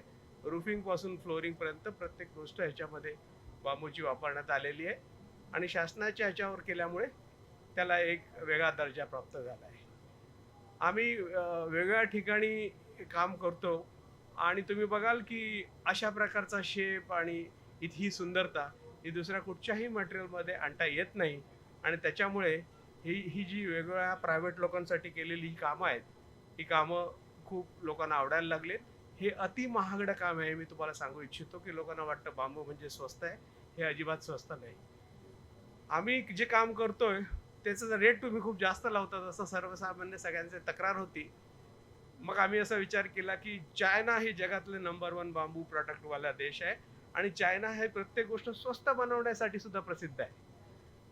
मग आपण चायना बरोबर कॉम्पिटिशन केलं तर काय होईल असा विचार करून आम्ही हिल्टन या हॉटेलचं मालदीवमध्ये जे रिसॉर्ट बनवत होतो त्यांना कम्प्लीट रेस्टॉरंट बांबूमध्ये करायचं होतं. आम्ही जाऊन तिथं टेंडर भरलं आणि टेंडर आम्हाला मिळालं. याचाच अर्थ आम्ही चायनापेक्षा कमी रेटमध्ये ते भरलं आणि मग तिथं जाऊन इथं आम्ही कंपोनंट कुडामध्ये बनवले आणि तिथे जाऊन हे काम केलं. ज्या हॉटेलमध्ये एका रूममध्ये एक रात्री राहायला 10,00,000 रुपये घेतले जातात त्याचं काम सिंधुदुर्ग जिल्ह्यातील सामान्य शेतकऱ्यांनी ग्रो केलेला बांबू आणि त्यांच्या मुला ज्यांना 2 वाक्य इंग्लिश बोलता येत नाही अशा मुलांनी केलेलं हे काम आहे. आणि मग ह्या कामाला CNN UK जगविख्यात ऑर्गनायझेशनने जगातल्या टॉप 16 बेस्ट वॉटरफ्रंट रेस्टॉरंटमध्ये रेट केलं आणि जगातले नंबर 1 रेटिंग एजन्सी म्हणून जी प्रसिद्ध आहे फोर्ब्स याने सुद्धा ह्याला रेटिंग दिलं. आणि मग आम्हाला कळलं की अरे आपण खरंच वर्ल्ड क्लास आहोत. मग आम्ही परत परदेशात जाऊन का टेंडर भरायला लागलो. आम्हाला कामं मिळायला लागलीत आणि ही सगळी कामं आमच्या सिंधुदुर्ग जिल्ह्यातील 2 ओळी इंग्लिश न बोलणारी मुलं एकदम कॉन्फिडेंटली जाऊन त्या देशामध्ये करतात आणि या कामाची खूप कौतुक होतो आणि आम्ही चायनाला प्रत्येक वेळी बीट करतो. अजूनपर्यंत ज्यावेळी आम्ही परदेशात जाऊन टेंडर भरलंय आम्ही चायनाला बीट करू शकतो. त्यातलं सगळ्यात महत्त्वाचं काम फिफा फुटबॉल वर्ल्ड कपचं पाशाजींनी सांगितलं. त्यांचे प्लेयर्स राहण्यासाठीची व्यवस्था ज्या रिसॉर्टमध्ये केलेली होती त्याचं फॉल सिलिंग करायचं होतं आणि फिफा म्हणजे खूपच मोठी स्पर्धा असते. आम्हाला असं सांगितलं गेलं की तुम्ही क्रिकेटवाले लोक आहात तर तुम्हाला IPL ही खूप मोठी खूप पैसे खर्च करणारी स्पर्धा मानली जाते तर तुम्हाला हे माहीत असायला पाहिजे म्हणून सांगतो. IPLचं जेवढं टोटल बजेट आहे आमच्या ते म्हणाले फिफाचं जे झाडू मारायचं कॉन्ट्रॅक्ट आहे ना ते सुद्धा त्याच्यापेक्षा जास्त आहे.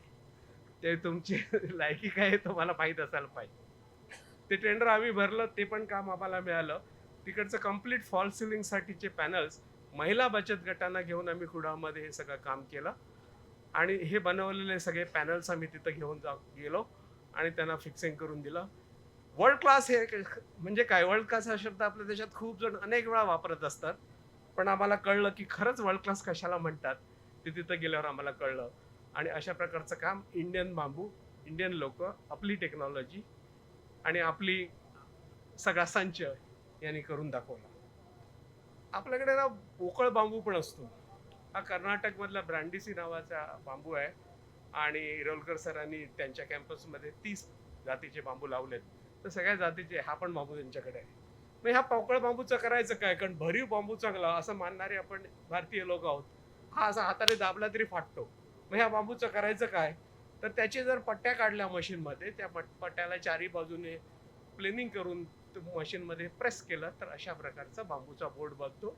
हा जगातल्या नंबर 1 क्वालिटीचं वूड जे बर्माटिक म्हटलं तर त्याच्यापेक्षा जास्त चांगल्या डायमेन्शन स्टॅबिलिटी असलेलं मटेरियल आहे. रतन टाटाजींनी आम्हाला ह्याच्यावर R&D करण्यासाठी मदत केली आणि त्यांच्या साहाय्यातनं आम्ही ह्या भारतीय बांबूपासूनचा बोर्ड बनवला आणि मग बोर्ड बनवून त्याच्यापासून हे फर्निचर बनवलं. आणि तुम्हाला वाटेल की हे लाकडाचं आहे का बांबूचं? हे 100% बांबूचं फर्निचर आहे.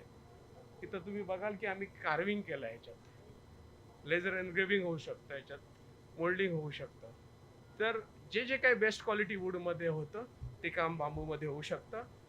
इन्फोसिस कंपनीच्या CEO साठी बेंगलोरमध्ये हैदराबादमध्ये त्यांच्या गचिबौली कॅम्पसमध्ये हे काम करायची आम्हाला संधी मिळाली. इन्फोसिस कंपनीच्या CEOचं एक गेस्ट रूम आहे. खाली फ्लोरिंग पासून वरती रूफिंग पर्यंत सगळ्या गोष्टी बांबू आहेत आणि ह्या जर आपण इन्फोसिसच्या कंपनीच्या सीईओला आवडेल असं काम करू शकतो, तर मला वाटत नाही की भारतात याच्यापेक्षा वरती काही शिल्लक आहे. तर हे काम आपण करून दाखवलंय.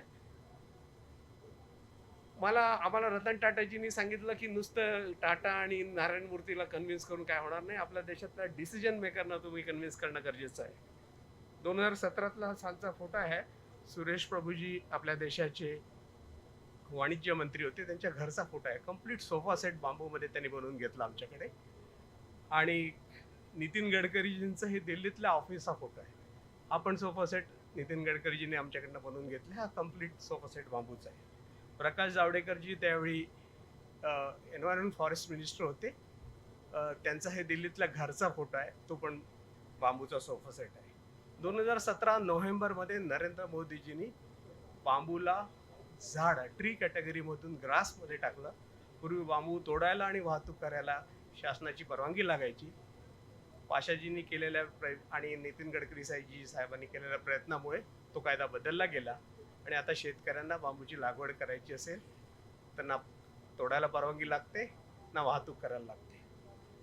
आपल्याच एका साथीदारांनी त्रिपुरामध्ये जाऊन तिथं बांबू उपलब्ध आहेत अशा प्रकारचा म्हणून मी फॅक्टरी सेटअप केली आणि त्याच्यापासून हे सगळे बांबूचे बनत आहेत. हे आय एम शिलॉनचा फोटो आहे. पूर्ण इंटिरियर बांबूचा आहे, फर्निचर बांबूचा आहे आणि हजारो आता सक्सेस स्टोरी आपल्या देशात ऑलरेडी निर्माण झाला आहे. हे जे सगळे तुम्ही फोटो बघतायत हे बांबूचं आहे. आपल्या पार्लमेंट बिल्डिंगमध्ये ही सिलिंग तुम्हाला दिसतं, हे बांबू आहे. हे फ्लोरिंग बांबू आहे, हे पण फ्लोरिंग बांबू आहे. वॉल क्लॅडिंग बांबू आहे. नरेंद्र मोदीजींनी, आणि हे प्राईम मिनिस्टर ऑफिसचे फोटो आहेत, तर नरेंद्र मोदीजींनी बांबूला पार्लमेंट बिल्डिंग आणि प्राईम मिनिस्टर वापरून हे जगविख्यात आणि जगातलं बेस्ट मटेरियल आहे हे सिद्ध करून दाखवलं आहे. बेंगलोरचं international airport T2 10 lakh square फीटचं हे टर्मिनल पूर्णपणे इंटिरियर बांबूपासून बनलं आहे आणि आपण विचारू करू शकणार नाही अशा प्रकारचं काम हे बांबूपासून झालेलं आहे. दुर्दैवाने ह्या क्वालिटीचा इतका बांबू आपल्या देशात उपलब्ध नसल्यामुळे हा सगळा बांबू परदेशातनं आणायला लागला. हा चायनातनं आणलेला बांबू आहे आणि तिकडच्या शेतकऱ्यांना आपण श्रीमंत केलं आणि आपण सगळे शेतकरी अजूनही बांबूची लागवड करायची की नाही करायची ह्याच्यावर आम्ही 2004 साली सुरू केलं. 21 वर्ष आपण छान चर्चा करतोय. खरंच करायची काय लागवड, तर मी आता तुम्हाला काही फोटो दाखवतोय. ही सगळी आपल्या राज्यात केलेली लागवड आहे. ही कोल्हापूरच्या अमित पाटील नावाच्या शेतकऱ्यांनी 100 एकरचं शेत केलेलं आहे. असे हजारो सक्सेस स्टोरी ऑलरेडी आपल्या राज्यात आहेत. पूर्वी आम्ही 2004 साली आमच्या जिल्ह्यातील शेतकऱ्यांना चायनामध्ये केलेला फोटो दाखवायचो, ते सुद्धा पोस्टकार्ड साईजचे, कारण त्यावेळी लॅपटॉप वगैरे नव्हतं. आता तर तुम्हाला ह्या सगळ्या सक्सेस स्टोरी आपल्याच देशात बघायला उपलब्ध आहे. मी तुम्हाला सगळ्यांना विनंती करेन शेतकऱ्यांनी की आता चर्चा खूप झाली, विचार करून खूप झाला. हजारो शेतकऱ्यांनी जी गोष्ट करून सक्सेसफुल सिद्ध झालेली आहे त्याला आपण पुढे न्यायला पाहिजे. 1 फूट डायमीटरचा बांबू सुद्धा आपल्या देशात होतो. जॅजेंट नावाची व्हरायटी आहे आणि असा बांबू तुम्हाला बघायचं असेल तर इरोलकर सरांच्या कॅम्पसमध्ये नागपूरमध्ये पण तो उपलब्ध आहे.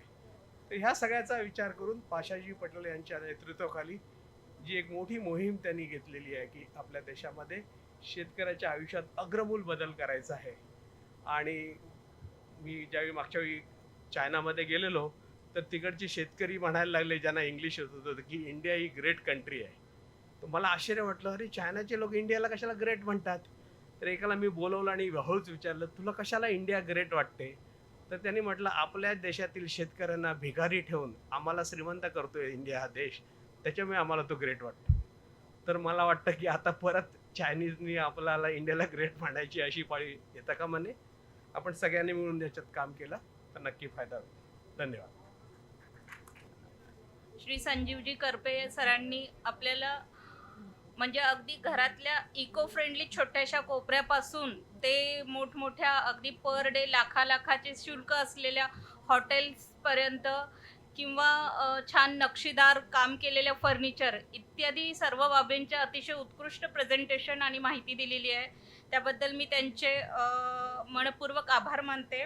आणि त्यानंतर आपल्या या ठिकाणी उपस्थित असलेले डॉक्टर विजय इलोरकर, जे प्रोफेसर आणि head department of agro forestry असून बांबू प्रोडक्टिव्हिटी आणि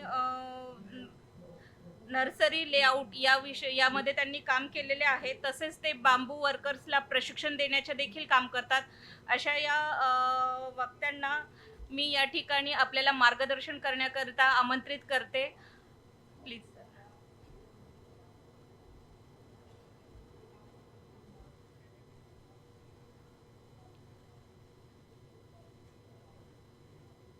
मंचावर उपस्थित मान्यवर पाशा पटेलजी, भारत सरकारच्या कृषी मूल्य आयोगाचे सन्माननीय अध्यक्ष आदरणीय श्री नंदलालजी, श्री शिरोळेजी, आमचे मित्र संजीव करपेजी, या कार्यशाळेसाठी उपस्थित सगळे शेतकरी बंधू आणि भगिनी, बांबूची ही जी यशोगाथा आहे आपल्या समोर आणण्यासाठी आपण सगळे प्रयत्नरत आहोत. आणि माझ्या सोबतच्या वक्त्यांनी आपल्याला सांगितल्याप्रमाणे या बांबूच्या विविध उपयोगांविषयी, त्याच्या कल्टिवेशनविषयी आपण चर्चा करणार आहोत. तत्पूर्वी थोडा परिचय देतो की डॉक्टर पंजाबराव देशमुख कृषी विद्यापीठ अकोला यांचे अंतर्गत एक ॲग्रो फॉरेस्ट्री सेंटर आपलं नागपूरला कार्यरत आहे. भारत सरकारच्या ICAR या संस्थेमार्फत याला संपूर्ण फंडिंग आहे. आणि जवळजवळ 2010 पासून या सेंटरवरती ॲग्रो फॉरेस्ट्री आणि विशेषतः बांबू या विषयावरती संशोधन सुरू आहे. अगदी आपण ज्या ठिकाणी आज ही कार्यशाळा घेत आहोत, ही जमीनसुद्धा पंजाबराव देशमुख कृषी विद्यापीठाची आणि विशेषतः आहे ॲग्रो फॉरेस्ट्री डिपार्टमेंटच्या अंतर्गत येत असते. आज सकाळी माननीय पाशा पटेलजी आणि संजीव करपेजी यांनी आमच्या केंद्राला भेट दिली आणि अगदी आपण जिथं बसलेलो आहोत तिथे आपल्या दोघांच्या मध्ये फक्त एक पार्टिशन वॉल आहे आणि जवळच आपलं ॲग्रो फॉरेस्ट्री सेंटर कार्यरत आहे. बांबूचा परिचय आपल्याला माझ्या आधीच्या वक्त्यांनी दिला आणि बांबू ही एक अशी व्हर्सॅटाईल मटेरियल आपल्यासमोर आहे की ज्याचा उपयोग 3 पद्धतीनं आपल्याला करणं गरजेचं आहे. आणि 3 महत्त्वाच्या अजेंडाला, जे भारत सरकारचा अजेंडा आहे, जगाचा अजेंडा आहे की आपल्याला एन्व्हायरमेंटल प्रोटेक्शन करायचं आहे, आपल्याला इंडस्ट्रीज वाढवायच्या आहेत, इंडस्ट्रीजला रॉ मटेरियल म्हणून बांबूचा सपोर्ट करायचा आहे. आणि या सगळ्या ॲक्टिव्हिटीमधून आपल्याला आपल्या नवयुवकांसाठी एम्प्लॉयमेंट जनरेट करायचं आहे. म्हणजे एन्व्हायरमेंट, इंडस्ट्रीज आणि एम्प्लॉयमेंट ह्या तीनही विषयाला साधन जे आहे ते हे बांबू आहे. आणि हा बांबू आपल्याला ॲग्रो फॉरेस्ट्रीच्या माध्यमातून शेतकऱ्यांपर्यंत न्यायचा आहे. आणि हे शेतकऱ्यांपर्यंत नेताना नेहमी बांबूची तुलना आहे इतर पिकांसोबत होत असते. आज आपण जर विचार केला तर महाराष्ट्रामध्ये जवळजवळ 12.5 लाख हेक्टर जमिनी ह्या वनशेतीसाठी किंवा बांबू कल्टिवेशनसाठी उपलब्ध आहेत. संपूर्ण महाराष्ट्राचा आपण विचार केला तर 44 लाख हेक्टर जमिनी ह्या ॲग्रो फॉरेस्ट्री बांबू कल्टिवेशनसाठी उपलब्ध आहेत. आणि संपूर्ण देशामध्ये 54 मिलियन हेक्टर्स एवढ्या जमिनी आज या कामासाठी उपलब्ध आहेत. केंद्र सरकारच्या नीती आयोगाने फेब्रुवारी 2024 ग्रो नावाचा एक रिपोर्ट पब्लिश केलेला आहे. तो वेबसाईटवरती उपलब्ध आहे.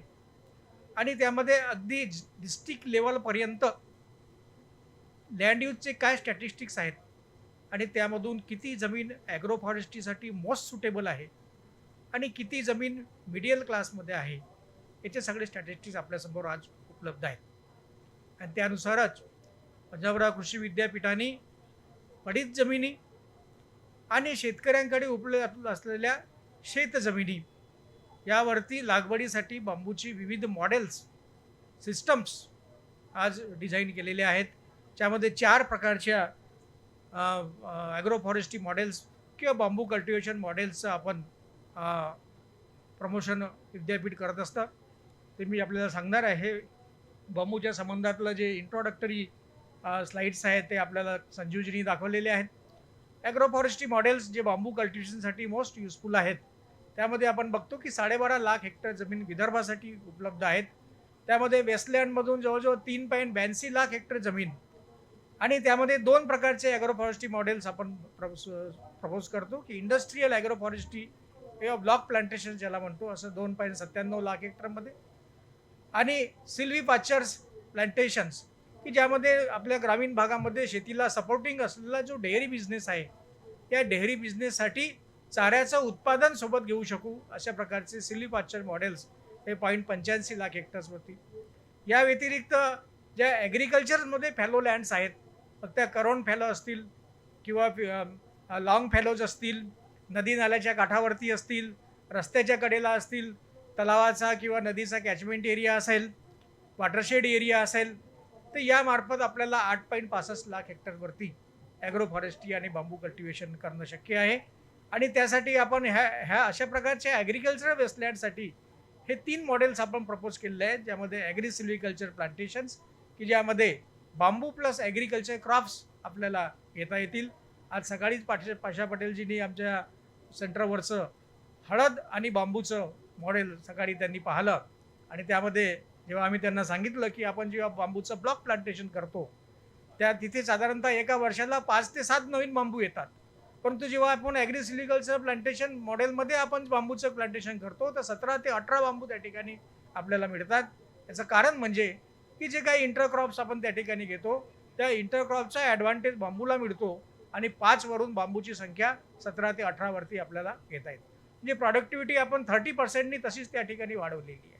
हॉर्टी ॲग्रिकल्चर प्लांटेशन्स जिथे आपले फ्रूट्सचे ऑर्चर्ड्स असतील, विदर्भामध्ये आपले संत्र्याचे ऑर्चर्ड्स आहेत, मोसंबीचे ऑर्चर्ड्स आहेत, किंवा आपल्या आंब्याचे ऑर्चर्ड्स आहेत. पश्चिम महाराष्ट्रामध्ये अजून वेगवेगळी फ्रूट क्रॉप्स आहेत, डाळिंब असेल, केळं असतील त्या ठिकाणी, किंवा अंगूर असतील, तर यांच्या सभोवताली बाउंड्री प्लांटेशन्स, त्या बाउंड्री प्लांटेशनच्या माध्यमातून सुद्धा आपल्याला बांबूचं कल्टिव्हेशन्स करता येते. त्याचप्रमाणे बंड्स प्लांटेशन किंवा बाउंड्री प्लांटेशन, नदीचा काठ असेल, नाल्याचा काठ असेल, रस्त्याच्या कडेला असेल, 2 शेतांमधली बाउंड्री असेल, तर या पद्धतीनं सुद्धा आपल्याला बांबूचं प्लांटेशन करता येते. असं एकंदर 12.5 लाख हेक्टर जमीन ही विदर्भामध्ये आज आपल्याला बांबू प्लांटेशनसाठी ॲग्रो फॉरेस्ट्रीच्या माध्यमातून उपलब्ध आहे. अशाच पद्धतीनं महाराष्ट्रामध्ये 44 लाख हेक्टर जमीन ही यासाठी उपलब्ध आहे. परंतु यासाठी आता पुढील तंत्रज्ञान म्हणजे की कोणत्या जातींची निवड करायची, आणि त्या भागामधले उद्योग काय आहेत, मार्केट काय आहेत, तर या संबंधातलं सुद्धा आपण थोडंसं बघूया. बांबूचे विविध उद्योग, विशेषतः शेतीच्या पिकांना सपोर्टिंगसाठी आपण बांबूचा उपयोग करतो. ड्रॅगन फ्रूटसाठी आपण बांबूचा उपयोग करतो. त्याचप्रमाणे बांबूच्या काही जाती अशा ऑर्नामेंटल कॅटेगरीजमधल्या आहेत, आणि अशा बांबूच्या जाती ह्या सुद्धा आपण आयडेंटिफाय केलेल्या आहेत की कुठल्या बांबूच्या जाती लावल्या की त्याला अर्बन फॉरेस्ट्रीमध्ये त्याला इम्पॉर्टन्स मिळेल. जे आपले रिसॉर्ट्स आहेत, हॉटेल्स आहेत, या ठिकाणी गार्डन्स आहेत, या ठिकाणी त्याचं आपल्याला स्थान देता येईल. तर अशा बांबूच्या काही जाती आपण आयडेंटिफाय केल्या की ज्यांना चांगल्या प्रकारचं अपीअरन्स आहे, त्या एव्हरग्रीन राहतात, कमीत कमी त्यांचा कचरा होतो, अशा पद्धतीच्या बांबू आपल्याला कंटेनरमध्ये लावता येतील. आणि याला विशेषतः जी टुरिझम इंडस्ट्री आहे, त्या टुरिझम इंडस्ट्रीमध्ये याला चांगली मागणी आहे. रिसॉर्ट्स आपल्याला त्याच्यामध्ये चांगली मागणी आहे. हे बेंगलोरचं एअरपोर्ट्स, हँडीक्राफ्ट्स, अगरबत्ती किंवा अन्य उद्योगांसाठी बांबूचे विविध उपयोग, आणि बांबूचं व्हॅल्यू ॲडिशन करताना चारकोल, विशेषतः जो वेस्ट बांबू असतो, बांबूचं जेव्हा आपण हार्वेस्टिंग करतो तर साधारणतः आज 65 ते 70 टन बांबूचं उत्पादन आपण हेक्टरी घेत आहोत. आणि बांबूचं कटिंग केल्यानंतर 30% मटेरियल हे शेतकऱ्याच्या शेतावरती तसंच पडून राहते, आणि शेतकरी मग पुढच्या पिकासाठी आपण त्याला जमीन तयार करायची असते. मग त्याला साधा उपाय म्हणजे मग तो त्याला आग लावून देतो आणि पेटवतो. तर अशा ज्या वेस्ट बांबूपासून आपण चारकोल तयार करू शकतो, त्यापासून आपण ॲक्टिवेटेड कार्बन तयार करू शकतो, आणि त्याचे वेगवेगळे उपयोग, त्याचं साबण तयार करता येईल आपल्याला, चांगल्या प्रकारचा कलर तयार करता येईल आपल्याला. अशा पद्धतीनं आपल्याला बांबूचं व्हॅल्यू ॲडिशन वेस्ट बांबूपासूनही करता येऊ शकतो. बांबूचे खाद्यपदार्थ आहेत, बांबूपासून एनर्जी पेलेट्स तयार होतात.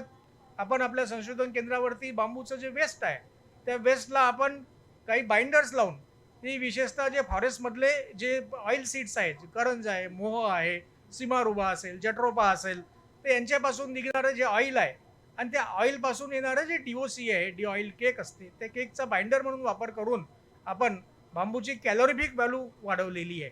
रा बांबूची कॅलोरिक व्हॅल्यू ही साधारणतः 3000 किलो कॅलरी एवढी आहे. पण त्याचं आपण जेव्हा पेलेटमध्ये रूपांतर करतो, त्याचं जेव्हा ब्रिकेट्समध्ये आपण रूपांतर करतो, तर ते आपल्याला साधारणतः 4500 किलो कॅलरी म्हणजे 1500 किलो कॅलरीने आपल्याला त्याची व्हॅल्यू वाढवता येतं.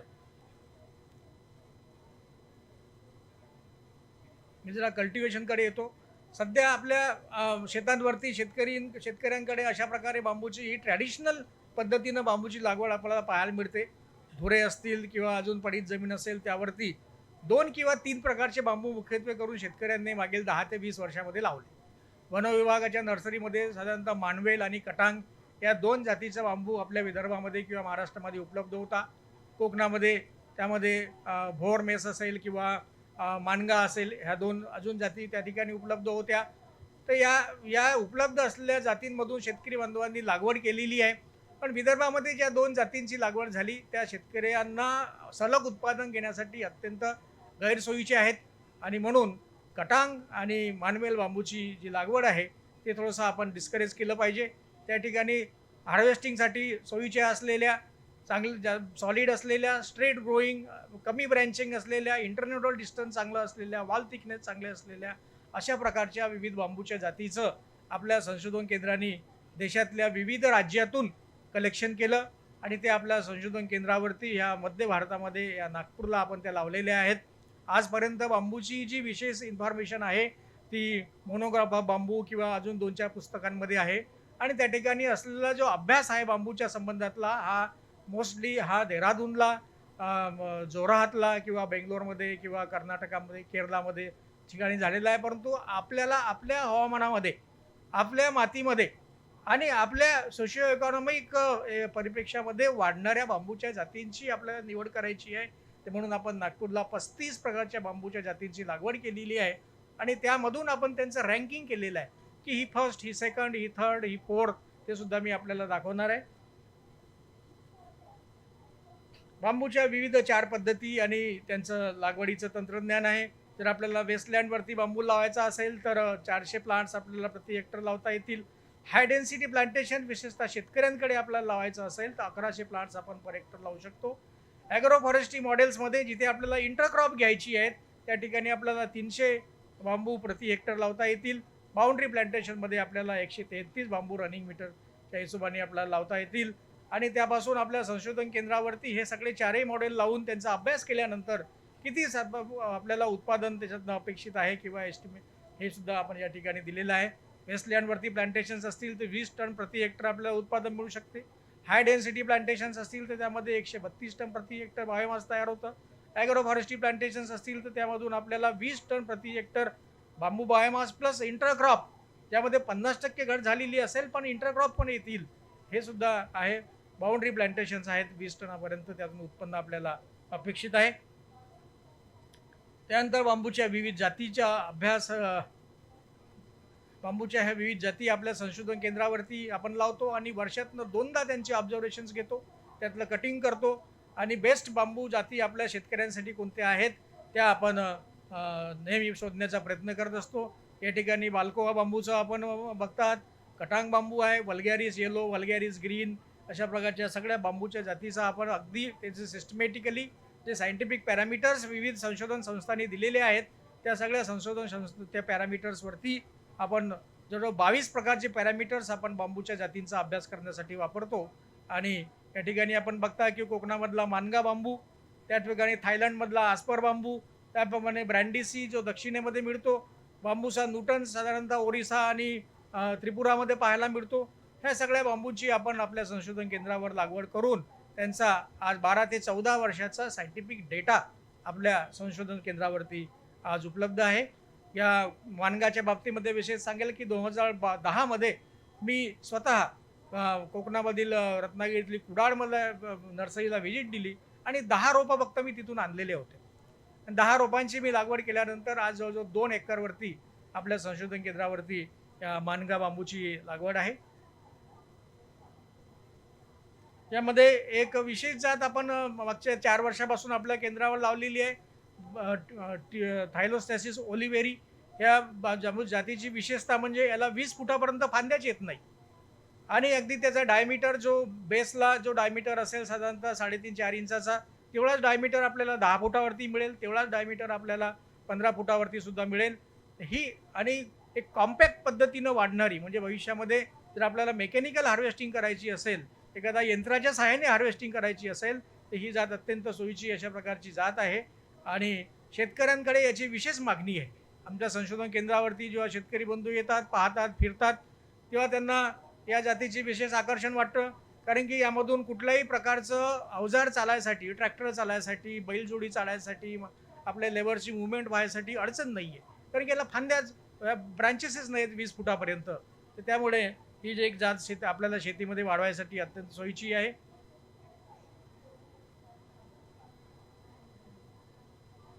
बांबूचं आपण रँकिंग केलेलं आहे त्यांच्या प्रॉडक्टिव्हिटीवरती. त्यामध्ये आपण जो पहिला कॉलम आहे biomass yield tons per hectare, यामध्ये आपण बघाल की बांबूचा बांबू ज्याला कटांग आपण म्हणतो, हा 42 टनावरती आहे. त्यानंतर बाल्कोवा 41.80 टनावरती आहे, टॉक्साई 35.09 टनावरती आहे, तुलडा 28 टन, आस्पर 19 टन, पलगेरी 17 टन आणि स्टिक्टस 12.32 टन. अशा प्रकारे सगळ्या आपण 35 जातींचं रँकिंग केलेलं आहे. आणि हे जे ऑब्झर्वेशन्स आहेत हे आपली जी पहिली हार्वेस्टिंग 3 वर्षाआधी झाली, त्या पहिल्या हार्वेस्टिंगमधले हे ऑब्झर्वेशन्स आहेत. आणि हे त्यांचं बेस प्रॉडक्टिव्हिटी आहे, की त्याची बेस प्रॉडक्टिव्हिटी कुठल्याही प्रकारचं फर्टिलायझर्स, कुठल्याही प्रकारचं इरिगेशन, कुठल्याही प्रकारचे पेस्ट कंट्रोल न वापरता आलेली ही प्रॉडक्टिव्हिटी आहे. आपण ही बेस प्रॉडक्टिव्हिटी लक्षात घेऊन या सगळ्या स्पेसीजवरती काही बायोमास प्रॉडक्टिव्हिटीचे एक्सपेरिमेंट फ्रेम केले.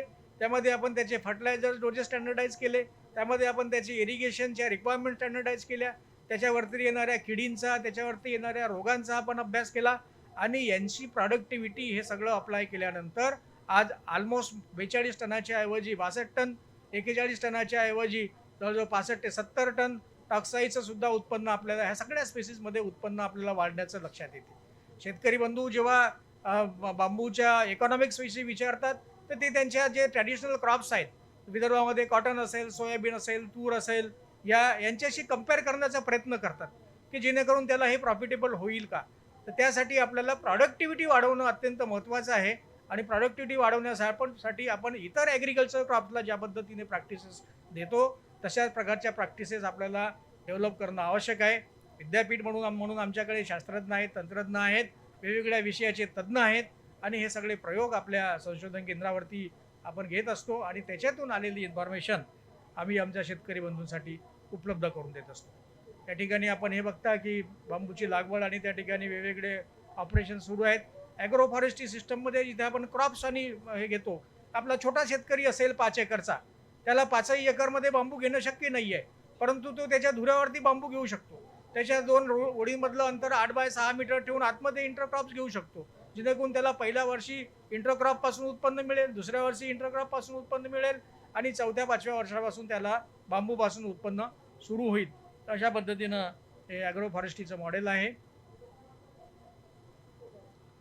हळद हे या भागातलं एक कमर्शियल पीक आहे आणि हळद अशा प्रकारचं पीक आहे की त्याला सावली मानवते. त्याला जमिनीमध्ये जर ऑर्गॅनिक कार्बन जास्त असलं तर त्याच्यामध्ये जे कुरकुमिन कंटेंट आहे ते वाढते. आज आपल्याला एक्सपोर्ट क्वालिटीची हळद जर पाहिजे असेल तर त्यामध्ये कुरकुमिन कंटेंट आपल्याला जास्तीत जास्त पाहिजे असते आणि अशा हळदीला इंटरनॅशनल मार्केटसुद्धा आहे. या ठिकाणी आपण बांबूचं लागवड केली, 7 बाय 2 मीटरचं अंतर घेतलं, मधल्या स्पेसमध्ये आपण हळद लावली आणि त्यामध्ये पाहिलं की कुरकुमिन कंटेंट हे 20% वाढलेलं आहे, कारण की हळदीला सावली पाहिजे असते. तर अशा प्रकारचे अनेक पिकं आहेत की जे सावलीमध्ये येतात आणि याचा एक म्युच्युअल ॲडव्हान्टेज बांबूला सुद्धा झाला की बांबूमध्ये ज्या ठिकाणी 5 कोंब यायचे त्या ठिकाणी आज 12, 17, 18 अशा पद्धतीनं कोंब यायला लागले. म्हणजे बांबूची प्रॉडक्टिव्हिटी वाढली, हळदीचं सुद्धा कुरकुमिन कंटेंट वाढलं. हळदीला आपण आता त्या ठिकाणी कुठलेही फर्टिलायझर्स टाकत नाही, कारण की या बांबू प्लांटेशनमधून 2.5 ते 4 टन बायोमास तयार होतो पालापाचोळ्याच्या मार्फत. त्यावरती आपण रोटावेटर चालवतो पीक निघाल्यानंतर. त्यावरती आपण मायक्रो डिकम्पोजर्सचा आपण स्प्रे करतो, ते त्याच ठिकाणी डिकम्पोज होतं. आणि या सकाळी मी पाशाजींना सांगत होतो की या ठिकाणी जे सॉईल ऑर्गॅनिक कार्बन आहे, जे एक आडी आपल्याला 0.4 to 0.6 होतं, ते आज आमचं 1.2 to 1.6 पर्यंत वाढलेलं आहे. तर हे एक मोठी अचिव्हमेंट्स आपण सस्टेनेबल ॲग्रिकल्चर, सेफ ॲग्रिकल्चर किंवा बायोलॉजिकल ॲग्रिकल्चर किंवा ऑर्गॅनिक फार्मिंग ज्याला आपण म्हणतो, तर हे आपण करताना हे एक चांगलं मॉडेल विद्यापीठाने विकसित केलेलं आहे. बांबूमध्ये चाऱ्याची लागवड आपण केली आहे. या ठिकाणी हा चवडी जो पीक असतं त्याचा चारा सुद्धा होतो, शेंगा सुद्धा होतात. आणि हा मानगा बांबू आहे. 2014ला 16ला आम्ही ही लागवड केली आणि त्याच्यातून ह्या मानगा बांबूच्या 2 ओळीमध्ये हे चवडी नावाचा चारा पीक आहे आणि व्हेजिटेबल सुद्धा आहे, हे त्या ठिकाणी आपण घेतलेलं बघतात.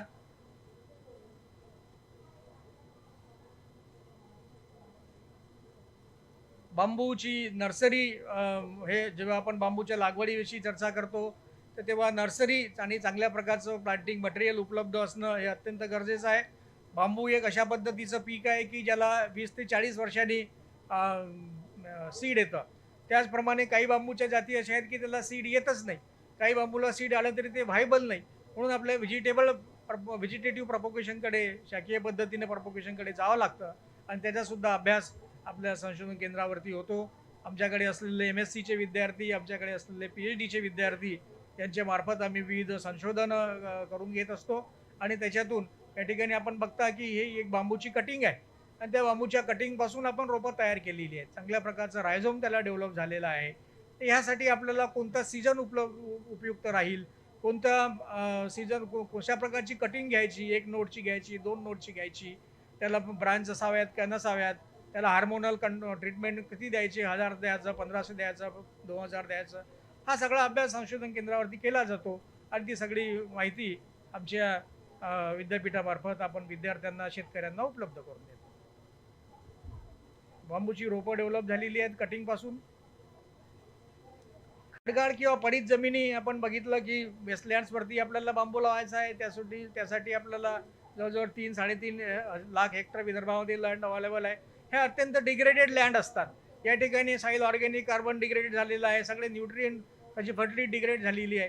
तर अशा लँडचं कसं रिस्टोरेशन करायचं, यासाठी काय बायोलॉजिकल मटेरियल काय वापरता येईल, तर त्यासाठी आपण वेगवेगळ्या PSB असेल, म्हणजे फॉस्फरस सुगरायझिंग बॅक्टेरिया असतील, व्हॅम असेल, अशा प्रकारचं बायोलॉजिकल कन्सॉर्शिया आपण तयार केलेला आहे. आणि त्या बांबू पिकाला आवश्यक असलेले जे न्यूट्रिएंट्स आहे हे लवकरात लवकर कसं उपलब्ध होईल यासाठी हा बायोलॉजिकल कन्सॉर्शिया काम करतो आणि त्यातून आपल्याला लवकरात लवकर बांबूचं एस्टॅब्लिशमेंट वेस्टलँडवरती करता येईल.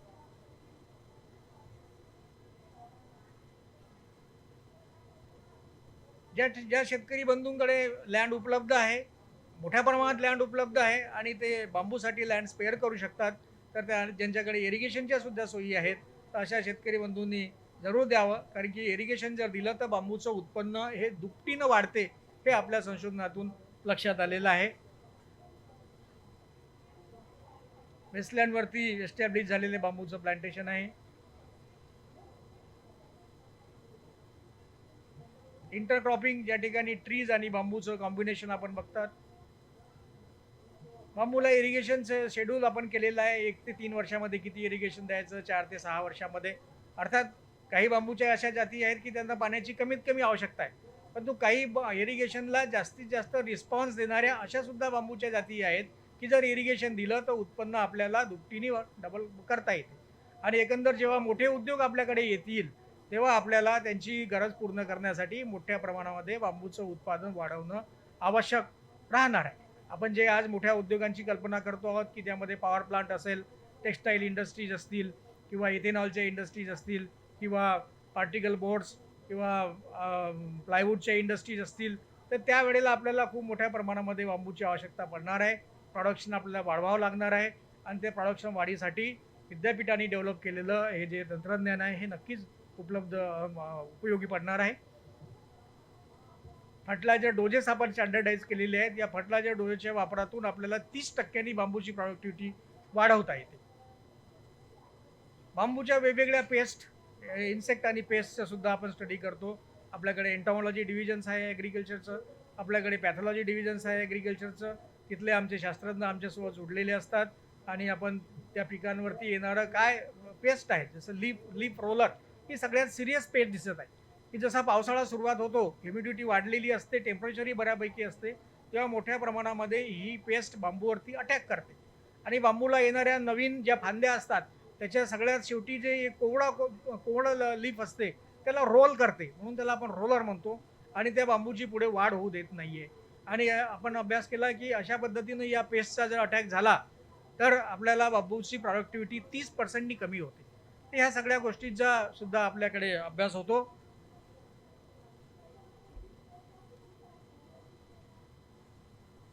नर्सरी कॉम्प्लेक्स आपल्याकडे आहे, ज्यामधून 50 लाखपर्यंत सॅपलिंग आपण तयार करतो. विविध एक्झिबिशन्सच्या मार्फत आपण सगळं टेक्नॉलॉजी आपण डिस्प्ले करतो.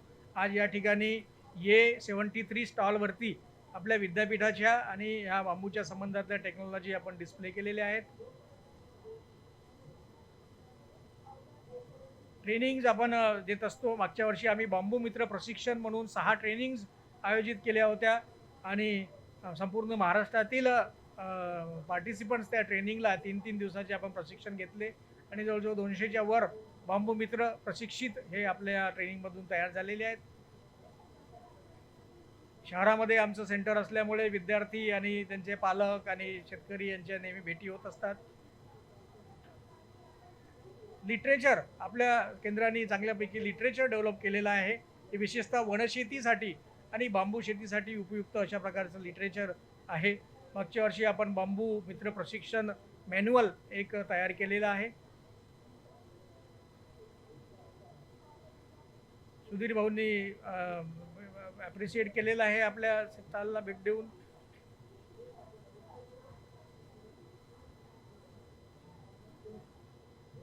प्लांटिंग मटेरियल आपण शेतकऱ्यांना पुरवत असतो. आमच्या केंद्रावरून आपण तयार झालेली बांबूची रोपे या ठिकाणी विदर्भातल्या शेतकऱ्यांपर्यंत आपण पोहोचती उपलब्ध करून देतो. 2018 सालचा बेस्ट ॲग्रोफॉरेस्ट्री सेंटरचा अवॉर्ड आपल्या सेंटरला आहे.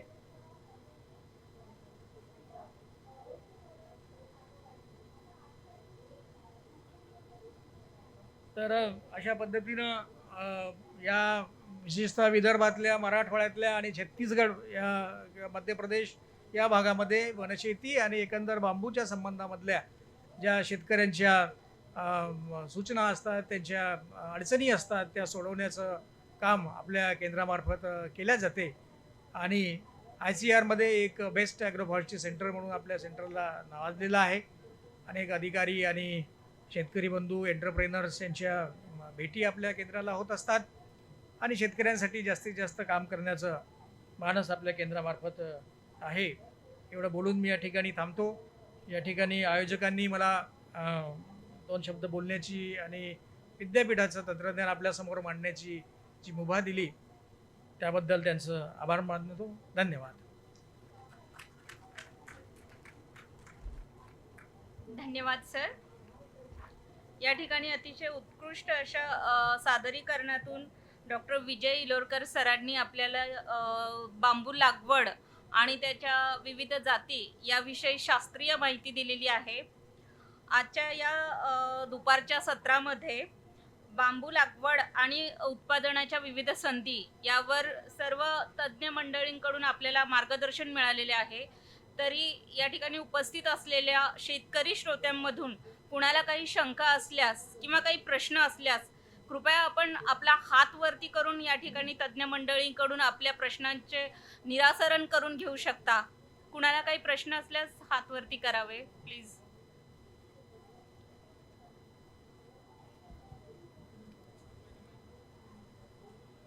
हॅलो सर, माझं नाव अतुल आष्टनकर आहे. मी वाढवण्याचा रहिवासी आहे, तालुका आर्वी, जिल्हा वर्धा. मी जूनमध्ये 10 एकरामध्ये बांबू शेती करणार आहे. पण सर, जसं आम्ही कापूस आणि सोयाबीन हे मार्केटमध्ये नेतो तर आम्हाला माहीत असते की आमचं हे म्हणजे मार्केट घेण्यासाठी उपलब्ध आहे. तशा पद्धतीचं काही बाजारपेठ आहे का? जे सरांनी सांगितलं की मी गॅरंटी घेतो. नाही, तुम्ही लागवड आता केली ना? हा केली आहे. केली आहे, आता निवांत 3 वर्ष वाट पहा. हो सर, पण कसं आहे, तुम्ही गॅरंटी घेतो म्हटले, ऍग्रीमेंटवर असं काहीच नाही आहे. होणार नाही. 3 वर्ष तुमचं बांबू निघणारच नाही काही. तोपर्यंत मार्केट काठ्यांचा बाजार आताच उपलब्ध आहे. सर माझं एकच म्हणणं आहे की मी 10 एकर माझ्यापाशी 10 एकर शेती आहे. मी पूर्ण शेत सलग लागवड केली आहे त्याच्यामध्ये. पण याच्यामध्ये गव्हर्नमेंटचं असं बाजारपेठ काहीच नाही आहे की माझा पूर्ण माल मी 3 वर्षानंतर तिथे विकीन. हे फक्त तुम्ही आश्वासन दिलं की मी गॅरंटी घेतो म्हणून. तुम्ही लागवड करून टाकली ना? हा. मग तुम्हाला कुठेतरी विश्वास आहे. ठीक आहे. नाही विश्वास आहे, पण एक थोडा म्हणजे हे आहे त्याच्यामध्ये. नाही, तुम्ही केली आहे की करणार आहे? नाही जून मध्ये करणार आहे सर. करणार केली आहे. नाही. MRGS द्वारे द्वारे 10 एकराची सलग लागवड करणार आहे. तुमच्या मागे ते तुम्हाला एक फोल्डर देतात. एक सेकंद थांबा, सगळे एक सेकंद थांबा. ज्यांना कोणाला गॅरंटी पाहिजे त्यांच्या बरोबर आमची कंपनी करार करायला तयार आहे 1000 रुपयाच्या बॉन्ड. तुम्ही बांबू लावायचं, आम्ही खरेदी करायला तयार आहे. एक गोष्ट आहे की आपण अजून आता पहिलं कोंबड का पहिलं अंडा पहिलं कोण असं भांडण नाही. कोण विचारलं ते? मी विचारलं सर. हा, एक मिनिट ऐकून घ्या. आता एक काम करा, इकडे या सर. नाही नाही, थांबा. बरं, मी जरा जरा वर येऊन बोलतो, जरा एक मिनिट थांबा. आपल्याकडं NTPC ला 5% प्रमाण 400 लाख मेट्रिक टन बायोमासची गरज आहे. समजून घ्या जरा. 400 लाख मेट्रिक टन 5% प्रमाण आपल्या देशाला गरज आहे. फक्त 2 लाख मेट्रिक टन मिळते. 400 लाखाची गरज आहे आणि 2 लाख मेट्रिक टन मिळते. तुम्ही शांतपणे जर ऐकलं असेल, शांत ऐकलं का तुम्ही? ऐकलं सर. मध्येच आले तुम्ही, माझ्या वेळेस नव्हतो. नाही होतो सर. होतो. तर मग एक मिनिट ऐका. इथेनॉल बांबू पासून ऐक ना तू.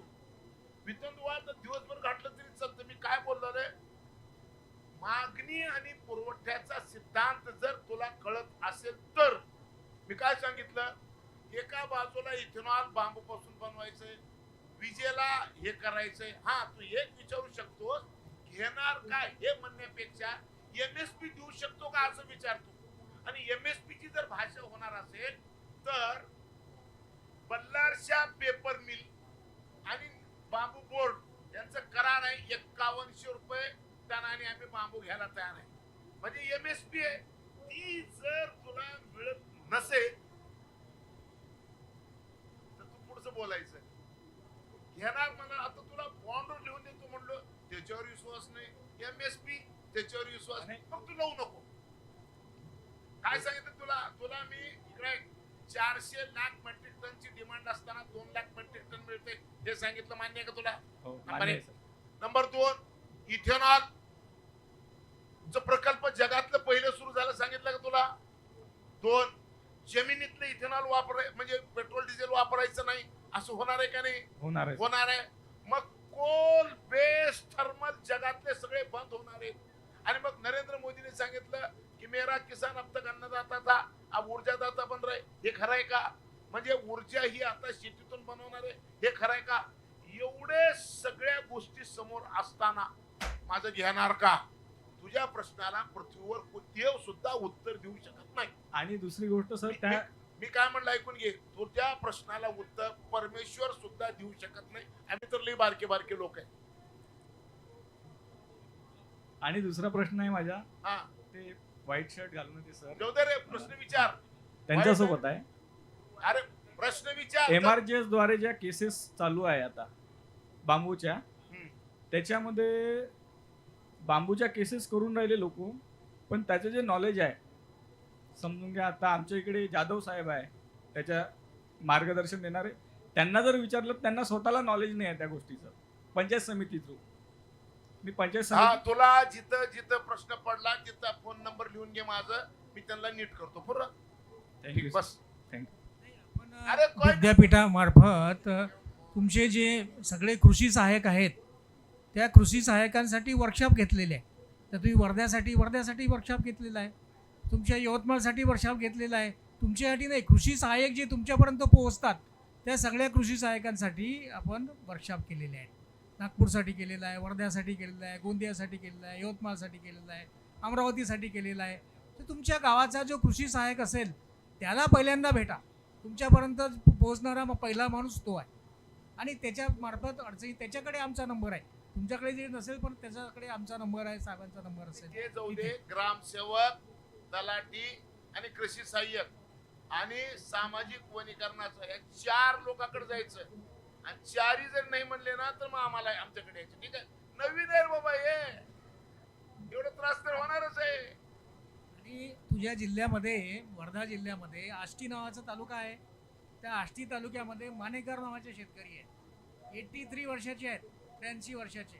त्यांनी 5 वर्षाआधी बांबू लावला आणि या फरवरीमध्ये त्या बांबूची कापणी केली. त्यांना कुठलीही मार्केटिंगची अडचण आली नाही की त्यांना कापणी करण्यासाठी जो कॉन्ट्रॅक्टर पाहिजे त्यांनी 4 रुपये किलोच्या भावाने म्हणजे 4,000 रुपये टनाचा भाव दिला. शेतकऱ्याला 1 पैशाचा खर्च नाही, त्याच्या शेतात पडलेला काळी कचरा उचलून दिला. अशा पद्धतीनं आजही मार्केटिंगची कुठलीही अडचण नाही आहे. कारण की आज आपलं प्रोडक्शन काही खूप मोठ्या प्रमाणात नाही आहे. त्यामुळे बांबूची नर्सरी करणारे, बांबूची कापणी करणारे, वाहतूक करणारे, त्याच्यापासून फर्निचर करणारे, त्याच्यापासून पेलेट्स करणारे, हँडीक्राफ्ट करणारे, या सगळ्यांची माहिती असलेलं पत्रक तुझ्या मागे जो माझा माणूस बसलेला आहे त्याच्याकडे आहे. ते घे, ते नाही हा. आणि त्यामध्ये तू वाचून काढते. हे विदर्भासाठी निदान आम्ही सगळ्या कन्सॉर्शिया डेव्हलप करून ही सगळी माहिती तुमच्यासाठी उपलब्ध करून दिलेली आहे. नमस्कार, बांबू बुलेटिन विजय सर, मला एक प्रश्न असा आहे की आपण बांबू ज्या वेळेला जाळतो त्यावेळेला त्याच्यापासून LED म्हणजे लेड आणि काही हार्मफुल गॅसेस एक्झेल होतात. तर मग आपण पिलेट्स आणि ब्रिकेट्समध्ये ते जर जाळले या NTPC साठी तर आपलं वातावरण खराब नाही होणार?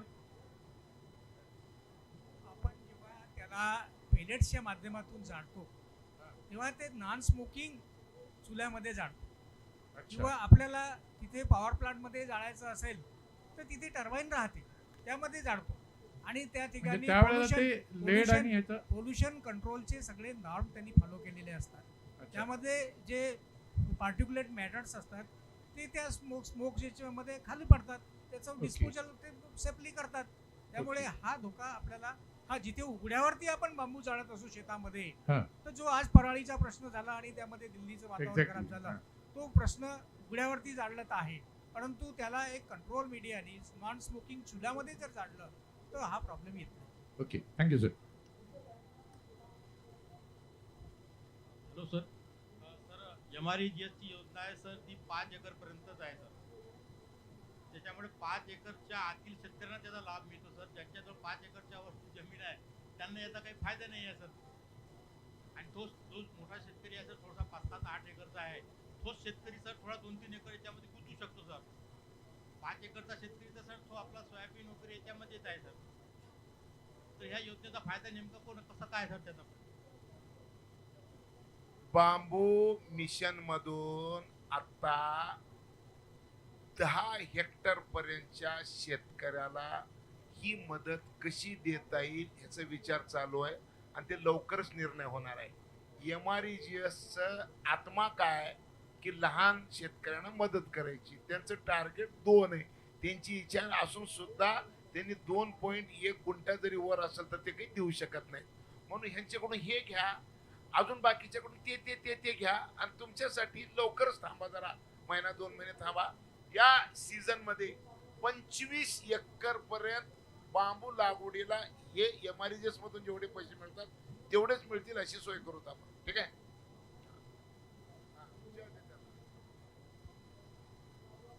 नमस्कार सर, नीलेश पटेल कामठी जिला से बोल रहा हूँ. महोदय मेरे बाजू से ही होता है, तो मेरा ये पूछना था सर, 7,04,000 जो आप सब्सिडी दे रहे हो तो ये कितना प्लांटेशन करना पड़ेगा 1 हेक्टर में? 1 हेक्टर बोले तो 2 एकड़, तो 1 एकड़ में मुझे स्पेसिंग क्या रखनी पड़ेगी और प्लांटेशन कितने प्लांट का करना पड़ेगा?